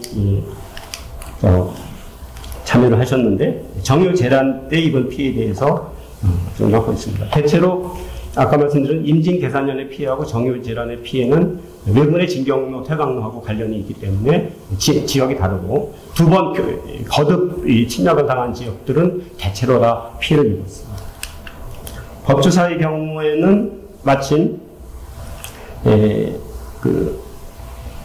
이걸 극복할 때 여기 이게 안 눌러져서 죄송한데 여기 보시면 조선국 승대장 유정비구가 이 팔상전을 제거하는 일에 등장하고 계신다는 이게 탁지죠. 사리 탁지 나오는 말이에요. 그 다음에 완주 화암사의 경우에도 정유재란 때 불탔다는 얘기가 나오고요. 곧 이어서 제거한 인이 상량묵서로 발견이 됐습니다.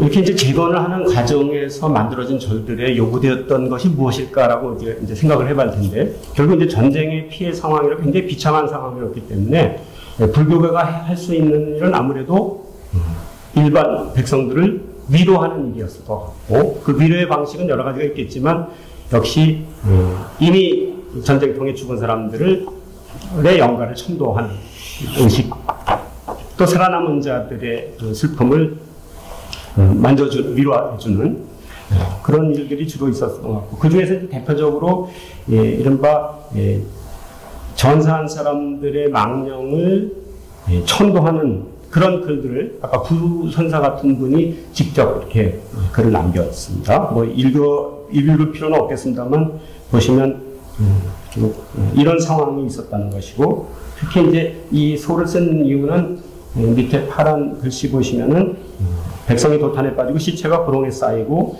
피는 도성에 흘러넘쳤다. 그래서 이걸 묻어주는 역할을 승려들이 이제 하게 되는데, 그때 이 글을 남겼습니다. 뭐 이하 내용은 같습니다. 쭉 이어진 거죠. 그 다음에 이제 재밌는 거는 도성 밖 창의문 바깥에서 수륙대라고 하는 것이 이제 조금 뒤에 이제 1606년이니까 전란이 끝나고 한 7, 8년 뒤인데, 그때 이런 대회가 열렸는데, 이걸 이제 정부에서 많은 사람들이 모이니까 이걸 허락하는 게 아니라 막고 못하게 하고 이제 그런 이제 방해하는, 금지하는 역할을 이제 하게 됐는데, 이때 이미 이제 불교계가 하는 역할이 어느 정도 정부에서 원하는 걸 했는데도 불구하고 이런 모임에 대해서는 원천적으로 이렇게 막는 그런 것을 볼 수가 있습니다. 이때부터 이제 분위기가 달라진 것 같았어. 그런 얘기를 이제 재건된 사원의 성격에 대해서는 이따가 질문을 받고 답을 할 때 말씀을 드리는 것으로 하고 넘어가겠습니다. 자, 오늘날 불교 사원 안에 현존하는 건물 가운데 두 외란으로 소실된 뒤 17세기 전반기와 후반기에 재건된 건물이 적잖게 남아 있습니다. 그 가운데 법조사 팔상전, 금산사 미륵전, 화암사 각황전 등처럼 높은 학술적 예술적 가치를 인정받는 건물도 있습니다. 일찍이 문화재로 지정되어 건물에 대한 실직조사와 수리공사가 진행된 탓에 문헌 자료에는 확인할 수 없었던 재건 사실을 건물 속에서 출토된 상량문, 상량문서를 통해서 알게 되었습니다. 이 밖에도 화암사 대웅전이나 각황전처럼 사전 기록과 문집에 실린 기록을 풍부하게 남기는 있는 경우도 있습니다. 범어사 대웅전이나 전등사 대웅전처럼 건물 조사 시에는 상량문이나 묵서가 출토된 경우도 있습니다. 이러한 건물들에 관해서 관찬사서의 실록이나 승정원일기 개인저서의 징기록이나 난중참록 등 어디에도 파괴 사실이 적혀 있는 경우는 없습니다. 이 글은 파괴 사실과 재건 사실을 연결지어 재건 성격을 파악할 목적으로 시도되었지만 목표에 접근하기 위해서는 갈 길이 멀다고 생각합니다. 경청해 주셔서 감사합니다. 네, 이강근 교수님께서 조선 17세기 전반기 불교 건축 재건의 성격과 전쟁 재난의 피해와 극복을 중심으로 대해서 말씀 주셨습니다. 진심으로 감사드립니다. 이에 대한 토론으로 불교중앙박물관의 심주환 선생님께서 토론을 해주시겠습니다. 심주환 선생님께서는 조선시대 조각사 연구자이시며 대한불교 조계정에서 문화재 업무를 20년간 담당하고 계시고 현재 불교중앙박물관에 재직 중이십니다. 동아시아 산불상 도상 연구들의 논저가 있습니다. 네, 토론 부탁드리겠습니다. 네, 안녕하십니까. 제가 불교중앙박물관의 심주환입니다. 평소 존경하는 이강근 교수님의 발표에 대하여 토론을 맡게 되어서 조심스럽지만 감개무량합니다. 선생님께서 1994년에 발표하신 박사학위 논문이 17세기 불전의 장엄에 관한 연구는 건축사뿐만 아니라 조선시대 불교 조각사를 비롯하여 불교 회화사, 불교 공예사 연구에 지대한 영향을 미쳤다고 생각합니다. 특히 최근 20년간의 갈목할 만한 연구가 이루어진 조선시대 불교 조각사 연구에 있어서 교과서이자 아마 참고서 역할을 하고 있습니다. 거의 30여 년이 지난 지금에도 그 영향력은 유효하다고 생각합니다. 오늘의 발표는 그 연장선상에서 역사적, 밀사적 의미를 제시한 것으로 생각됩니다. 전란의 피해가 어떻게 기억되고 소환되며 어떠한 방식으로 극복되었는지 밝히고 있다는 점에서 매우 의미가 있는 발표라고 생각됩니다. 불교 조각사의 전공인 제가 토론을 맡게 된 것은 임난과 후란 이후에 불교 건축의 재건과 불상 조성에 대한 관계성 때문이라고 생각됩니다. 그래서 양난 이후 불상의 조성의 관점에서 불교 건축의 재건에 대한 의문점을 제기하고자 합니다. 첫 번째, 저는 17세기 전반기 대형 수조불상을 연구하면서 지금까지 해결하지 못한 오랜 의문점이 하나 있습니다. 임난 이후에 사찰의 중심불상을 복원함과 더불어 조선시대 새로운 경향인 다불상이 등장하여 중심불상이 양립하게 됩니다. 금산사, 법주사, 화엄사가 그 대표적입니다.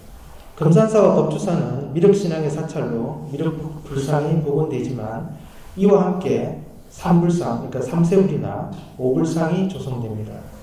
특히 화엄사는 기존의 중심불전인 장립전보다는 삼신불상이 봉안된 대웅전이 먼저 건립되입니다. 장립전, 각황전은 약 70년 이후인 1702년에 건립하게 됩니다. 기존의 사상과 새로운 사상이 양립하게 되는 것은 문화사적 입장에서 자연스러운 현상이라고 할 수 있겠지만 양립하는 불전에 중심축이 서로 직교하고 있는 점은 어떠한 요인인지 선생님의 견해를 듣고 싶습니다. 그리고 양립하는 불전 중에서 17세기 당시에는 어떤 불전이 우선하는지 매우 궁금합니다. 두 번째 질문입니다. 임난 이후 주요 사찰에는 사천왕상이 등장하게 됩니다. 물론 임난 이전인 1515년에 도림사 사천왕이 조성되기도 하지만 사천왕상은 17세기 100여 년 동안 크게 유행하게 됩니다. 사천왕상의 조성은 곧 사천왕문이 건립되었다는 점을 증명하게 됩니다.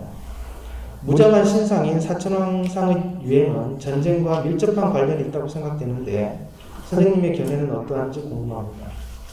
그리고 임난 이후 사천왕문의 등장으로 일주문, 금강문, 사천왕문으로 구성된 세 개의 문, 즉 산문이 정립된다고 생각됩니다.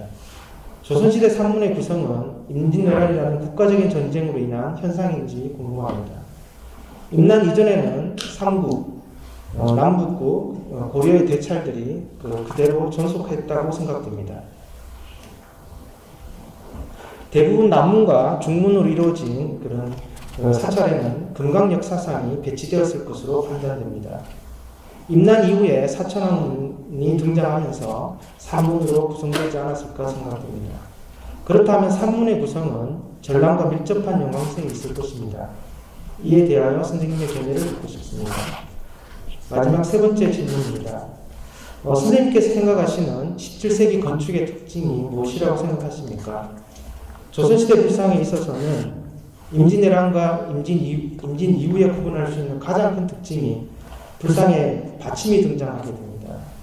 인물적 신체와 전혀 다른 형식적인 받침이 불신 아래 나타나게 되는데 이 불상에 휘슬이 받침이 있다고 하면 임진왜란 이후의 불상이라고 할 수 있습니다. 불상에서 나타나는 특징과 같이 건축사에서도 두드러진 특징이 있는지 궁금합니다. 16세기 이전 불상과 16세기 이전 건축과 17세기 이후의 건축이 가장 두드러지는 특징이 무엇인지 시각적으로 드러나는 게 뭔지 궁금합니다. 더불어 관념적, 즉 사상적으로는 어떤 것이 가장 두드러나는 특징인지 궁금합니다. 이상 세 가지 질문을 드렸습니다. 선생님 고개를 듣고 싶습니다. 감사합니다. 네, 질문해 주신 김준하 선생님께 감사를 드립니다. 세 개의 질문 모두 간단하게 답할 수 있는 문제는 아닌 것 같고 발표 내용을 깊이 들여다보고 더 연구가 필요한 부분을 지적해 주신 질문으로 이렇게 받아들였습니다. 간단하게만 답을 드리겠습니다. 우선 세 번째 질문부터 차례로 뒤로 가면서 말씀드리겠습니다. 17세기 건축에서 시각적으로 가장 두드러진 게 무엇인가? 라는 질문에 대해서는 저는 일관되게 전쟁 이후에 불교 건축이 추구했던 것은 당시 사람들을 위로하고 맞으면 중생을 제도하는 쪽에 가 있었다고 생각을 합니다. 그러니까 지옥 같은 현실을 벗어나서 그것과는 다른 그러니까 극락정토라고 한다면 그렇게 제시된 것을 만나고 싶은 욕구가 제일 큰 시기였죠. 그래서 저는 종파에 관계없이 정토신앙이 확산되었다고 생각하고 신앙적으로는 뭐 경전적으로는 좀 다릅니다만 그래서 주로 연꽃을 많이 피워 올린 그러니까 정토 이미지를 만드는 것. 그러니까 지붕 밑에 공포 부분의 첨차를 전부 꽃 모양으로 만든 거죠.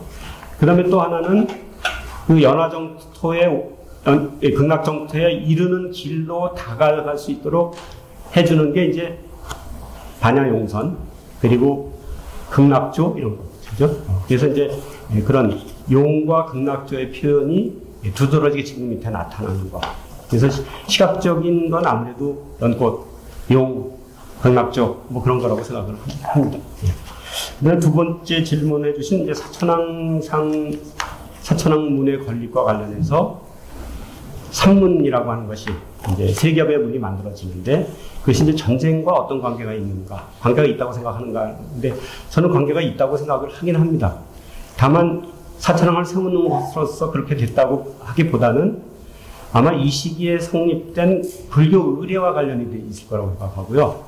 그런데 이제 불교 의례가 정립되면서 그 의례를 진행하기에 걸맞는 시설로서 천왕문이 요구가 되고 그래서 천왕문이 세워졌다고 생각을 합니다. 그러니까 전제가 직결해서 이해할 수는 없지만 전쟁 이후에 일어난 여러 가지 변화 중에서 불교 의식의 변화와 관련이 있다는 게 제 생각입니다. 이번에 첫 번째 질문해 주신 이른바 이제 그 재건 이전과 이후에 사찰 전체 배치가 달라졌을 것이라고 하는 짐작은 누구나 하는데 그 증거를 고고학적으로 우리가 찾은 적은 없습니다. 그러니까 현상적으로 달라 보이는 거죠. 그런데 이제 그 현상이 뭐냐 하면 불전이 하나만이 아니라 둘 또는 셋이고 그 각각의 불전이 각각의 축을 갖고 있어서 그 중심 축선성을 연결하다 보면 직교하게 되고 그 직교하는 부분에 사찰의 중심마당이 이렇게 만들어져 있는 것을 우리가 알 수가 있습니다. 근데 법주사 같으면 팔상전인가 하면 미륵전이 있고 금산사 같으면 미륵전과 대적광전이 있고 화엄사는 대웅전과 각항전이 서로 그런 관계에 있습니다. 그 가운데서 어느 게 더 우선 시되었을까에 대해서는 아무래도 일중문에서부터 들어가는 축, 이른바 이 동선축, 진입하는 동선축 선상에 있는 것이 우선됐었다고 생각합니다. 대개의 경우에 그것이 이제 동양입니다. 원래 그 전에 남양축이 중심이었다가 동양축으로 바뀐 것이 아니냐 하는 생각이 드는데 물론 남에서 동으로 바뀐 현상은 관찰되지만 그 원인이 뭔지 또 뭐 예를 들면 신앙이나 사상과 관련된 근거가 있는지에 대해서는 아직 제가 연구가 부족해서 정확한 답을 드리기는 어렵습니다. 대답이 되는지 모르겠습니다만 이 정도 하겠습니다. 네, 감사합니다. 이강근 교수님의 발표와 손재환 선생님의 토론은 이것으로 마치도록 하겠습니다. 진심으로 감사드립니다. 네, 재난 극복과 미술사 오전 세 번째 발표를 시작하겠습니다. 이번 발표는 한국항공대학교 이화진 교수님께서 카스파르, 다비트, 프리드리히와 페러의 풍경화에 대해서 말씀해 주셨습니다. 이화진 교수님께서는 이화여자대학교 대학원서 도고동문학을 전공하셨고 미술사학과에서 석사학위, 미술사학과에서 19세기 드레스덴 풍경화에 나타난 낭만화의 세계로 박사학위를 받으셨습니다. 또 현재 한국항공대학교에 출강하고 계십니다. 네, 발표를 청해 듣도록 하겠습니다. 네, 안녕하십니까. 이화진입니다. 발표를 시작하도록 하겠습니다. 프리드리히는 드레스덴에서 독일 낭만주의 풍경화를 이끌어간 중심 인물입니다. 특히 그는 동시대 화가들 가운데 그 누구보다도 폐허가 된 건축물을 반복적으로 풍경화에 등장시켰습니다. 이에 그의 작품에 나타난 폐허의 특징과 그 의미를 당대 정치, 사회, 종교적 문맥과 연결하여 짚어보도록 하겠습니다. 일반적으로 폐허는 건축물의 완전성에 대한 부정을 의미합니다. 무너진 건축의 잔해는 그 원래 목적이 상실되었으며 조화가 사라진 상태를 의미합니다. 인간의 손이 빚은 건축물은 전쟁과 같은 폭력적인 사건에 의해 인위적으로 폐허가 되기도 하지만 시간의 흐름 속에서 점진적으로 소멸해 가기도 합니다. 말하자면 폐허는 건축물이 파괴되는 과정 속에 있는 것으로 존재하는 것과 사라지는 것 사이에 불안한 양가성을 지닌다고 할 수 있습니다.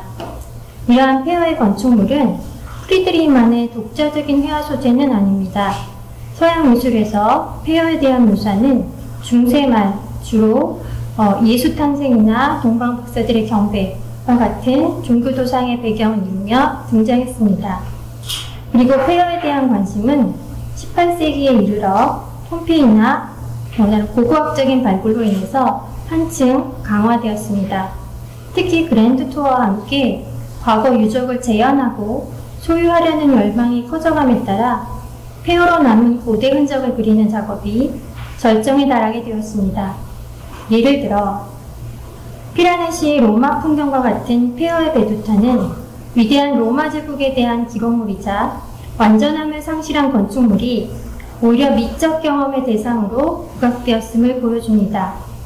말하자면 몰락한 문화에 대한 증거인 폐허가 긍정적으로 평가되고 독자적인 가치를 지닌 것으로 받아들여졌습니다. 그렇지만 프리드리히는 폐허가 된 건축물을 이미 지나간 영광을 기리는 데 사용하거나 미적인 만족감을 주는 기념비적인 잔해로 그려내지 않았습니다. 오히려 그는 엘드나 스토원 폐허처럼 동시대인의 삶과 대비되는 과거의 건축물로 폐허를 부각시킵니다. 무너져 내린 거대한 대성당은 이끼와 잡초로 뒤덮여 있고 첨두와 치료된 창문과 부서진 기둥 사이로 푸른 가지를 뻗으며 자라난 나무들은 인간의 수직적인 욕망이 일시적인 것에 불과하다고 말합니다. 즉 인간이 만들어낸 것은 단지 한순간에만 존재했을 뿐 이제는 자연의 일부분이 되어버렸고 이러한 폐허는 자연물도 아니고 건축물도 아닌 그 사이에 상태에 놓여 있습니다. 그런데 자연의 작업으로 인해 해체되어가는 중세 수도원 앞으로 연기가 피어오르는 작은 오두막이 있습니다. 이 소박한 집의 한쪽 벽면은 폐허와 연결되어서 마치 쓰러져가는 고딕 건축물의 일부처럼 보입니다. 그렇지만 등을 구부리고 앉은 노인과 앞치마를 두른 남자가 앞마당에서 한가롭게 대화하는 모습은 이곳이 버려진 과거의 장소인 동시에 현재 사람이 살아가는 공간이라는 것을 알려줍니다. 말하자면 프리드리히는 부서진 고딕 성당 아래 연기가 피어오르는 오두막을 배치함으로써 본래의 목적을 상실한 폐허와 동시대인의 삶이라는 서로 다른 시간충의를 대비시키는 것입니다.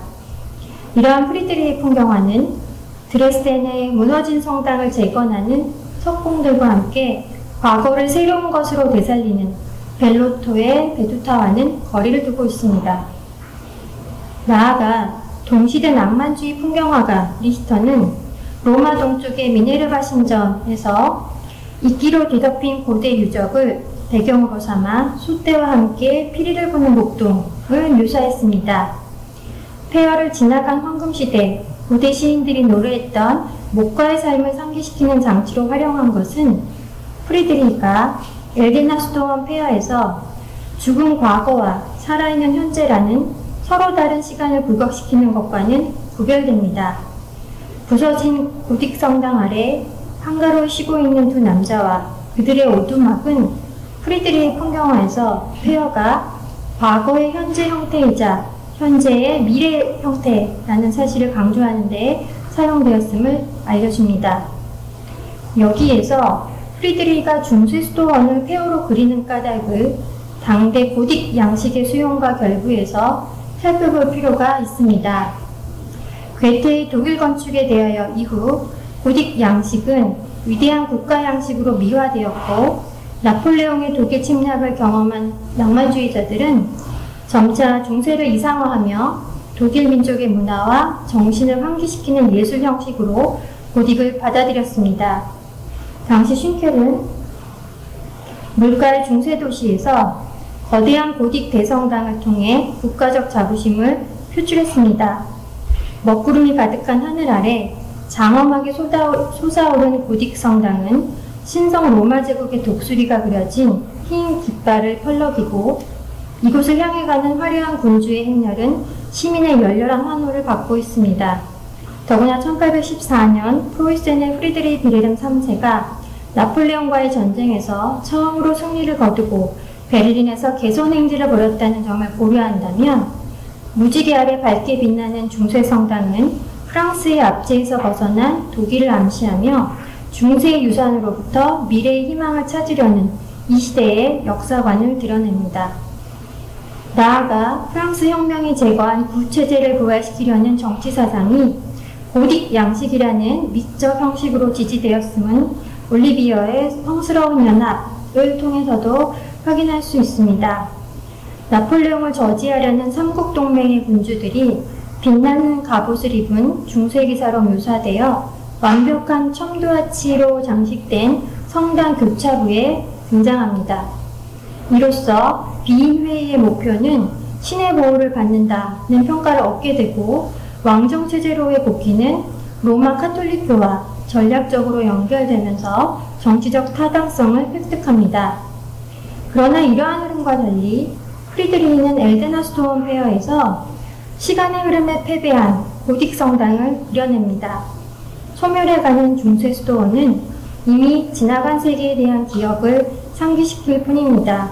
이처럼 프리드리히가 고딕 양식의 페어를 되돌아오지 않는 과거의 흔적으로 받아들이는 것은 신성로마 제국과 중세를 동경하며 독일의 미래를 과거에서 찾으려는 후기 낭만주의자들과의 차이라고 할 수 있겠습니다. 프리드리히의 풍경화에서 폐허가 된 수도원이 정치적 상황뿐 아니라 종교적 관점과도 연결된다는 사실은 눈 속의 수도원 묘지를 통해 살펴볼 수 있습니다. 하늘 높이 솟아오른 첨도아치의 대성당은 완벽했던 과거의 형태를 상실한 채 차가운 겨울 안개 속에 서 있습니다.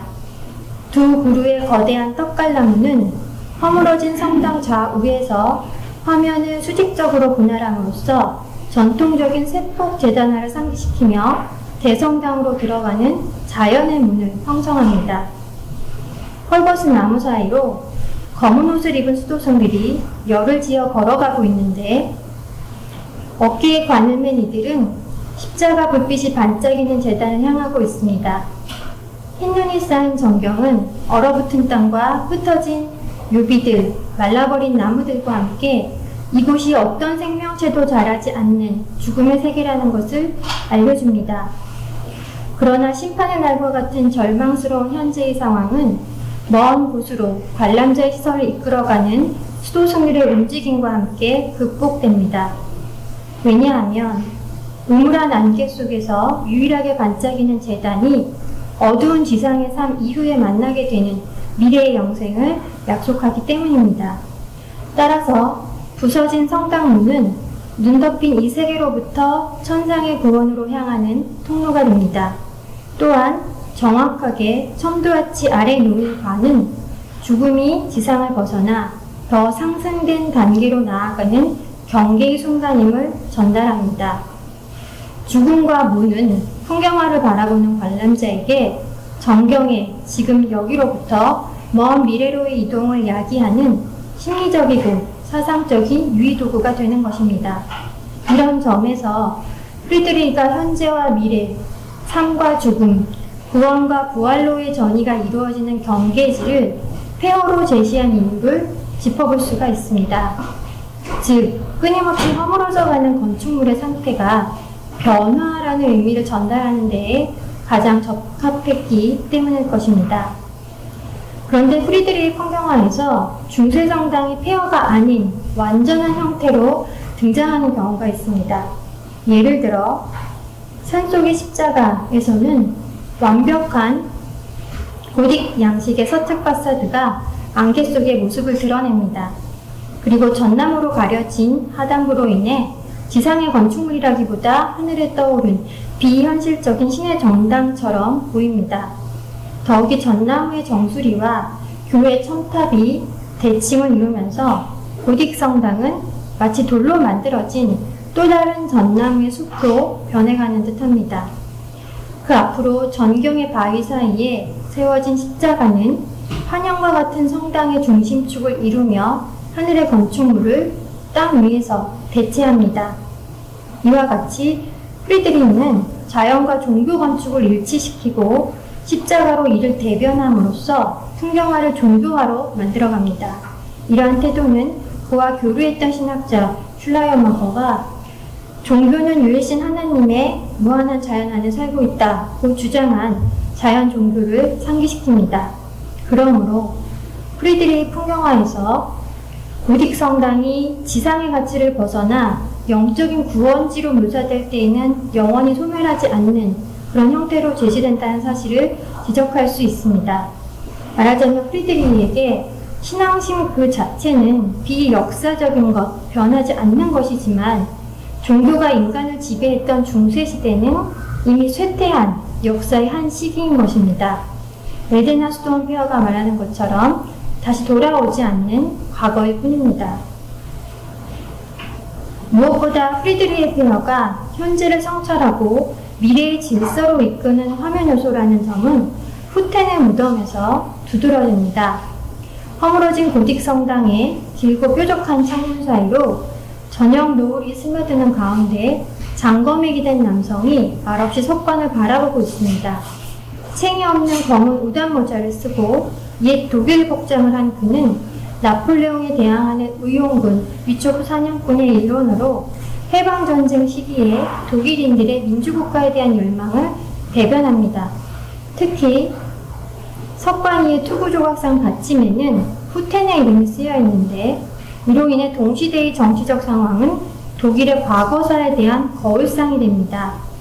왜냐하면 후텐은 종교개혁을 주도한 루터를 지지하며 강력한 황제국가를 거부한 인물이었기 때문에 독일의 자유주의자들은 로마 카톨릭 교회와 왕정 복구에 저항하는 자신들의 입장을 후텐과 연결해서 역사적 정당성을 얻고자 했습니다.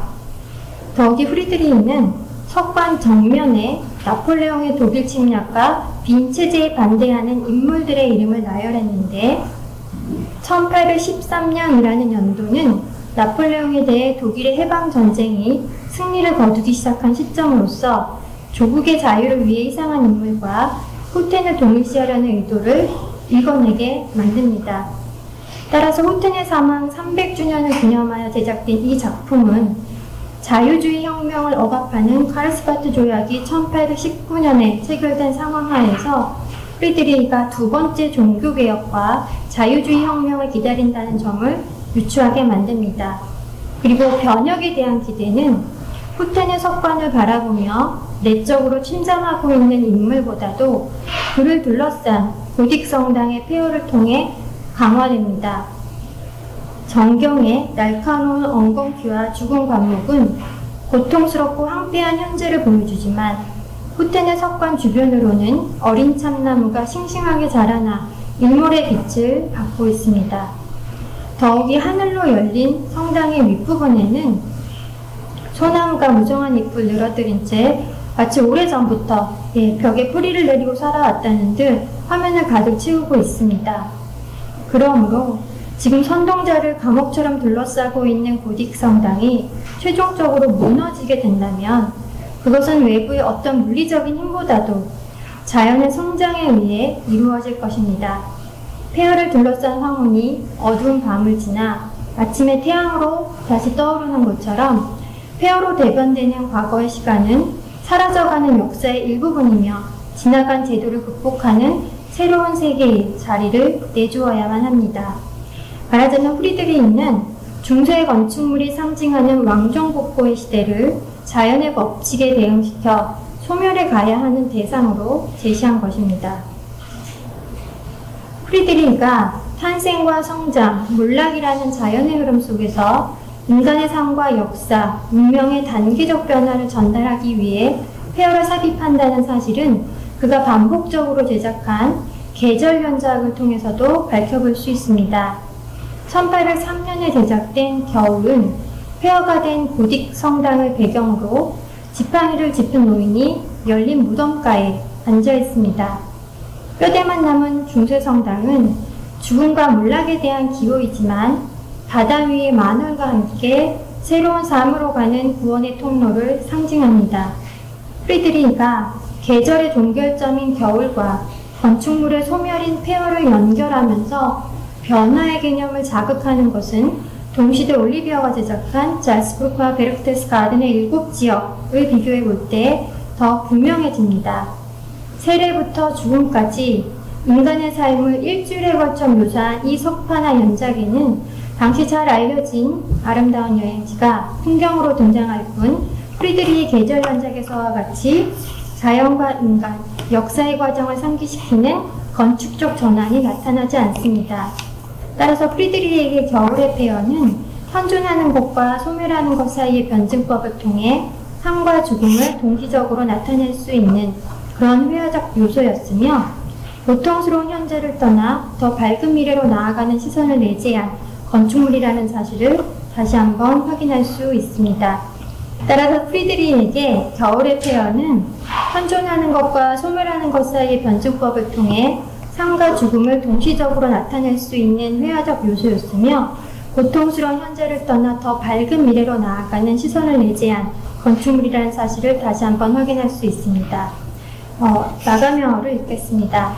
프리드리히는 작품 활동 초기부터 엘게나 스토운과 같은 고딕 폐허에 주목했고 사라져가는 건축물의 잔재를 황량한 대지와 헐벗은 나무, 얼어붙은 겨울 무덤 등과 함께 조합했습니다. 폐허가 축조와 파괴라는 양가적 의미를 지닌 형태인 것처럼 프리드리히 풍경화에서 자연의 시간 속에 파괴되어가는 고딕 대성당은 현재를 고정된 것이 아니라 유동적인 것으로 제시하면서 역사의식을 자극합니다. 즉 프리드리히의 폐허는 죽음 이후의 부활, 왕정복고를 벗어난 민주사회, 고통스러운 현실을 극복하는 새로운 희망에 대한 사고를 일깨웁니다. 프리드리히는 진보적 보편문학을 주장했던 초기 낭만주의자들처럼 폐허를 통해 자연과 인간의 삶이 언제나 변화의 도중에 있다고 말합니다. 그리고 과거, 현재, 미래의 연관관계를 풍경하면서 바라보게 만드는 것입니다. 이상 발표를 마치도록 하겠습니다. 감사합니다. 네, 감사합니다. 이어진 교수님께서 카스파르 다비드 프리드리히와 폐허의 풍경화에 대해서 말씀해 주셨습니다. 이에 대한 토론으로 홍익대학교 교수님이신 김수경 교수님께서 토론을 해주시겠습니다. 김수경 교수님께서는 하이델베르크 대학교 미술사학과 박사를 졸업하셨고 서양 근현대 미술사 분야를 연구하고 계십니다. 현재 홍익대학교 도고-동문학과 초빙 교수로 재직 중이시며 독일 문화 미술사를 강의하고 계십니다. 부탁드리겠습니다. 안녕하세요. 반갑습니다. 방금 소개받은 김수경이라고 합니다. 현재 홍익대학교에서 도고동문학과의 초빙 교수로 재직 중이면서 독일 문학, 또 예술가 문학, 또 서양 미술사 관련해서 강의하고 있습니다. 이화진 선생님의 논문을 읽으면서 마치 한편의 그 수려한 문체의 문학 작품을 접하는 느낌이었어요. 또 잔잔한 분위기의 풍경화를 보는 듯한 느낌도 있었습니다. 잘 들었습니다. 저는 질의문을 그냥 읽도록 하겠습니다. 논문 카스파 다비드 프리드리히와 폐허의 풍경화는 폐허가 죽음 이후의 부활, 왕정복거를 벗어난 민주사회에 고통스러운 현실을 극복하는 새로운 희망으로서 암시된다고 정연하게 설명하고 있습니다. 폐허가 삶과 죽음을 동시에 상징하는 회화적 요소이며 현재와 미래를 연결하는 변화의 표징으로서 나타나는 맥락을 고찰합니다. 특히 논문은 폐허 풍경화를 정치적, 역사적 배경과 연관지어 설명하여서 화가의 현실 인식을 들여다보게 합니다. 이와 관련하여 3가지 질문을 드리겠습니다. 첫 번째 질문입니다. 작품 후텐의 무덤에 관한 것입니다. 이 작품이 흥미로운데요. 프리드리히는 폐허가 된 고딕 성당을 통해 과거의 권력과 욕망은 사라져버리는 일시적인 것으로 그렸다고 하셨습니다. 달리 말해 독일이 중세 신성 로마 제국의 주역으로서 누린 영광은 소멸한 것으로 봉건적 부채제는 몰락하는 것으로 그렸다는 뜻입니다. 이와는 반대로 후텐의 무덤에서는 프리드리히가 석관에 나폴레옹 침략과 빈 체제를 반대하는 선동자들의 이름을 새김으로써 독일 자족과 자유주의를 옹호하고 반동적 왕정 체제를 비판하는 화가 입장을 드러냅니다. 프로테스탄트자이자 경건주의자였던 프리드리히 신념과 더불어서 잘 이해가 되는 부분입니다. 그런데 이 지점에서 좀 궁금한 부분이 생겼는데요. 후텐의 무덤에서 화가는 엄혹한 사회 분위기에도 불구하고 반체제적 성향을 드러낸 것으로 보이는데 본문에서 선생님께서는 다른 관점도 제시하고 계십니다. 선동자들을 가둔 감옥으로 비유되는 성당 벽의 해체가 외부의 물리적인 힘보다도 자연의 생장에 의해 이루어질 것이다 라고 설명하십니다. 그러니까 프리드리히의 정치관은 변혁보다는 자연의 순리에 기대는 어찌 보면 소극적이고 현실 도피적인 관념에 가깝다고 볼 수도 있을까요? 이에 관해 발표자님의 생각을 듣고 싶습니다.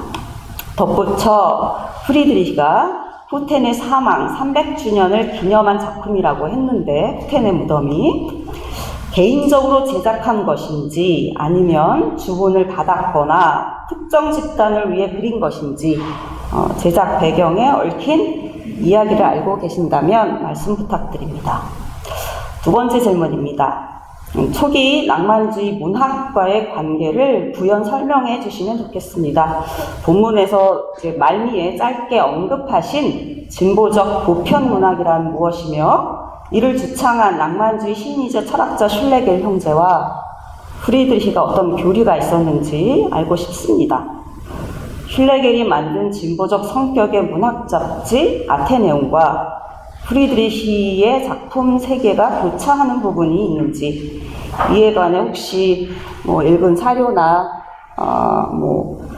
또 발표자님 의견이 따로 있으시면 공유 부탁드립니다.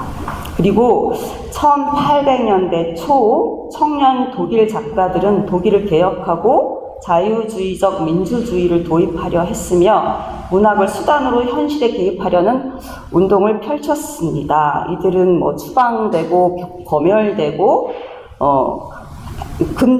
금서의 대상이 되기도 했었는데요. 프리드리히가 이들 진보적인 문인과 교감한 부분이 있었는지 궁금합니다. 마지막으로 이거는 연대기적인 질문인데요. 프리드리히가 폐허 풍경화를 그리기 시작한 시점이 언제였는지 궁금합니다. 고딕 성당과 낡은 수도원은 화가 주변에 구체적인 실물을 재현한 것인지 아니면 상상의 산물도 그려냈는지 답변해 주시면 감사하겠습니다. 네, 먼저 제가 논문을 쓰면서 생각하지 못했던 부분과 또 본문에서 설명이 부족했던 그런 지점을 꼼꼼하게 짚어주신 김수경 선생님께 진심으로 감사를 드립니다. 오늘 미흡하나마 제가 질의에 대한 답변을 드리고자 합니다. 제가 근데 답변의 순서를 살짝 바꿨습니다. 그래서 사실은 마지막 질문부터 제가 답변을 드리려고 하거든요. 언제부터 프리드리히가 폐허 풍경을 그렸으며 이제 구체적인 실물인가 아니면 상상인가에 대한 답변입니다.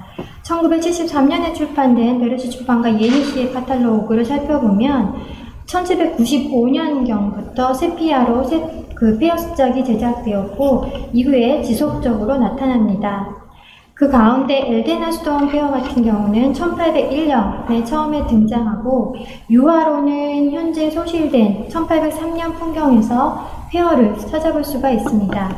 그리고 본문에서 제가 다루었던 1817년에 제작된 눈 속의 수도원 묘지의 경우 그라이프스발트의 야콥 성당이 변형된 것입니다. 근데 프리드리히가 의도적으로 그 예첨창의 높이를 더 길게 확장한 것을 비교해보면 확인할 수 있는데요. 흥미로운 것은 당시 야콥 성당이 프리드리히의 습작만큼 허물어져 있지 않았기 때문에 습작 자체에도 프리드리히 환상이 적용된 것을 알 수 있습니다. 후텐의 무덤 또한 보이빈의 수도원 폐허 습작에서 창문의 비례를 높여서 배경의 고딕 건축물로 삼은 것을 알 수 있습니다. 그리고 화면 오른쪽에 믿음을 나타내는 조각상, 이것은 프리드리히가 따로 첨가한 것이어서 프리드리히가 기존의 폐허를 스케치하고 이것을 자신의 상상력과 결부시켜서 작품화했다는 것을 도출해낼 수가 있습니다. 그리고 이제 후텐과 관련된 질문에 대해서 답변을 드리겠는데요. 후텐의 무덤은 프리드리히가 자율적으로 선택한 주제입니다. 그리고 대다수의 많은 낭만주의 화가들이 자유라는 것들을 굉장히 중요시하게 생각했기 때문에 주문을 받아서 제작한 경우는 좀 상당히 많지 않았던 것 같아요. 좀 적은 수라고 할 수 있습니다. 그리고 이 후텐의 무덤은 후에 바이마르의 칼 아우구스트 공작이 이제 구입을 하게 됩니다. 프리드리히가 이 후텐의 무덤을 그릴 당시에 1819년에 체결된 카를스바트 조약에 의해서 자유주의자들이 탄압을 받았다는 것은 이미 말씀을 드렸습니다. 프리드리히 또한 그 아른트에게 보낸 편지로 인해서 그 자유주의자 중에 한 명인데요. 그 1821년에 조사를 이제 받게 됩니다. 다른 여러 인맥을 통해서도 이런 그 지리자 선생님께서도 지적해 주신 것처럼 그런 관계들이 좀 있었기 때문에 많이 프리드리히도 약간의 의심의 눈초리를 받는 그런 상황이었습니다. 그래서 검열과 통제가 굉장히 지배하던 시기에 왕정 복고를 직접적으로 공격하는 작업은 어려웠을 것으로 생각이 됩니다. 더욱이 석관 표면에 선동자들의 이름이 사실은 아주 작게 쓰여 있기 때문에 읽어내기가 쉽지가 않습니다. 그리고 또 여기에 숨겨져 있는 어떤 정치적 함의를 발견해낸다는 것이 당대에도 용이하지 않았다는 점, 이러한 것은 프리드리히의 정치성이 일종의 암호화된 방식으로 이루어졌다라는 것을 유추하게 만듭니다. 그래서 제가 생각하기에 이 후텐의 무덤을 보면 프리드리히 다른 풍경화와 마찬가지로 이렇게 행동을 하는 인물이 아니라 명상하고 사색하는 인물이 등장합니다. 저는 이러한 인물이 사실은 화면 안에서 저 후텐의 그 투구 아래 써있는 이름과 석관을 바라보는 저런 응시행위가 화면 밖의 관람자에게도 일깨우는 어떤 그런 역할을 하고 있다라고 보았습니다. 그래서 이 관람자 스스로가 후텐과 선동자 그리고 자연의 변화라는 것은 인간이 거스를 수 없는 영원한 사실은 규칙이라고 보았기 때문에 이러한 변화를 다 연결하면서 관람자가 이 현재의 상태는 결국 변혁에 이르게 되고 또 그럴 수밖에 없다라는 결론을 내리게 된다라고 보았습니다. 이러한 숙고의 방식이 프랑스처럼 현실 정치의 혁명이 일어나지 않았던 독일에서의 그 정신적이고 사변적인 혁명을 추구한 낭만주의의 특징이자 프리드리히의 어떤 숨겨진 정치성이라고 생각을 했습니다.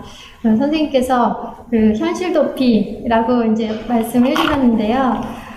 그걸 조금 제가 낭만주의자 전공자라서 옹호하는 의미에서 사변적인 성찰 이런 거를 좀 바꿔서 말씀을 드렸습니다. 그리고 이제 마지막으로 답변을 드리자면요. 그 초기 낭만주의자들과 프리드리히의 관계 어떻게 되는가? 제가 사실은 간단하게 관계도를 그려봤습니다. 부족하지만 그려봤는데요. 사실 드레스덴은 독일의 피렌체라고 칭송되었던 것처럼 19세기 초 독일 문화의 중심지였으며 많은 예술가들이 짧게 혹은 길게 머무르던 장소였습니다.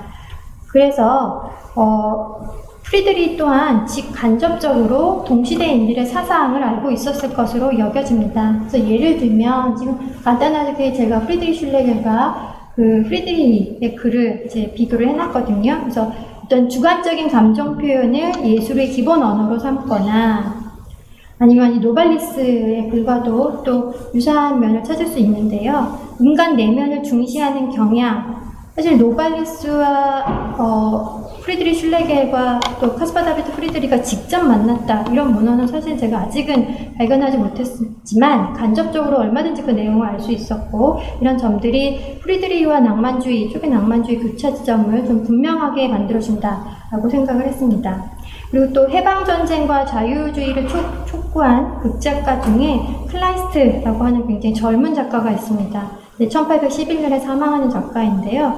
이 작가와 프리드리히가 친분이 있었다고 전해집니다. 그래서 프리드리히 풍경화에 자주 등장하는 이런 참나무들이 클라이스트의 작품에서도 또 동시대에 어떤 독일의 해방을 추구하는 그런 여러 작가들, 문학가들의 작품에서 독일적인 것, 독일 민족 이런 것들을 나타내는 모티브로 문학에서도 많이 쓰였던 것이 이런 참나무라고 할 수 있습니다. 이제 마지막으로 아테네움 단문 116번과 함께 폐허의 그 의미를 찾아보도록 하겠습니다. 제가 지금 그 아테네움의 그 유명한 단장을 말씀을 드리고 싶은데요. 이 프리드리히 슐레겔이 낭만주의 문학을 규정하면서 진보적 보편 문학이다라고 이야기를 했습니다. 그러면서 낭만적 문학은 여전히 생성 중에 있으며 그러니까 언제나 행동 도중에 있어서 결코 완성되지 않는다라는 그런 정의를 내렸습니다. 이러한 규정은 낭만주의 정신의 본질이 과정적인 사유, 즉 완성이 아니라 항상 어떤 도중에 있는 것, 언제나 형성되어가는 것을 추구하기 때문에 궁극적으로는 시간의 흐름 속에 머무른다는 것을 주목하게 만듭니다. 이처럼 완결이 아닌 열린 상태, 멈추지 않고 계속 만들어진다는 생성의 정신은 현재를 고정된 하나의 지점이 아니라 과거와 미래가 포함되는 어떤 과정으로서 주목했다는 것을 알려줍니다. 이런 점에서 저는 프리드리히 폐허를 진보적 보편문학에 비유해서 언급을 했던 것입니다. 즉, 그 폐허가 된 고딕 성당이 정치적으로 사라져야 하는 사회 질서를 상징하면서 현재로부터 미래로의 변화를 목적으로 하는 어떤 그런 경계의 건축물이라고 할 수 있는데요. 그뿐 아니라 지상의 얽매인 현실로부터 영생을 찾는 어떤 미래로의 통로가 되면서 앞으로 인간이 도달해야 되는 어떤 삶의 방향을 또 이런 폐허가, 그 고딕 성당 폐허가 제시한다고 보았습니다. 따라서 프리드리히의 폐허는 생성과 소멸을 모두 보여주며 시간의 흐름에 대해 근본적으로 성찰하게 만드는 도구입니다. 저는 프리드리히가 건축물의 파편인 폐허를 통해 자연과 인간 그리고 세계시간이 언제나 도중에 있음을 전달함으로써 그의 풍경화가 현실의 끊임없는 역동성 안에서 파악한 어떤 시각적인 의미에서의 진보적 보편 문학이라고 생각을 했던 것입니다. 네, 이상 답변을 마치도록 하겠습니다. 감사합니다.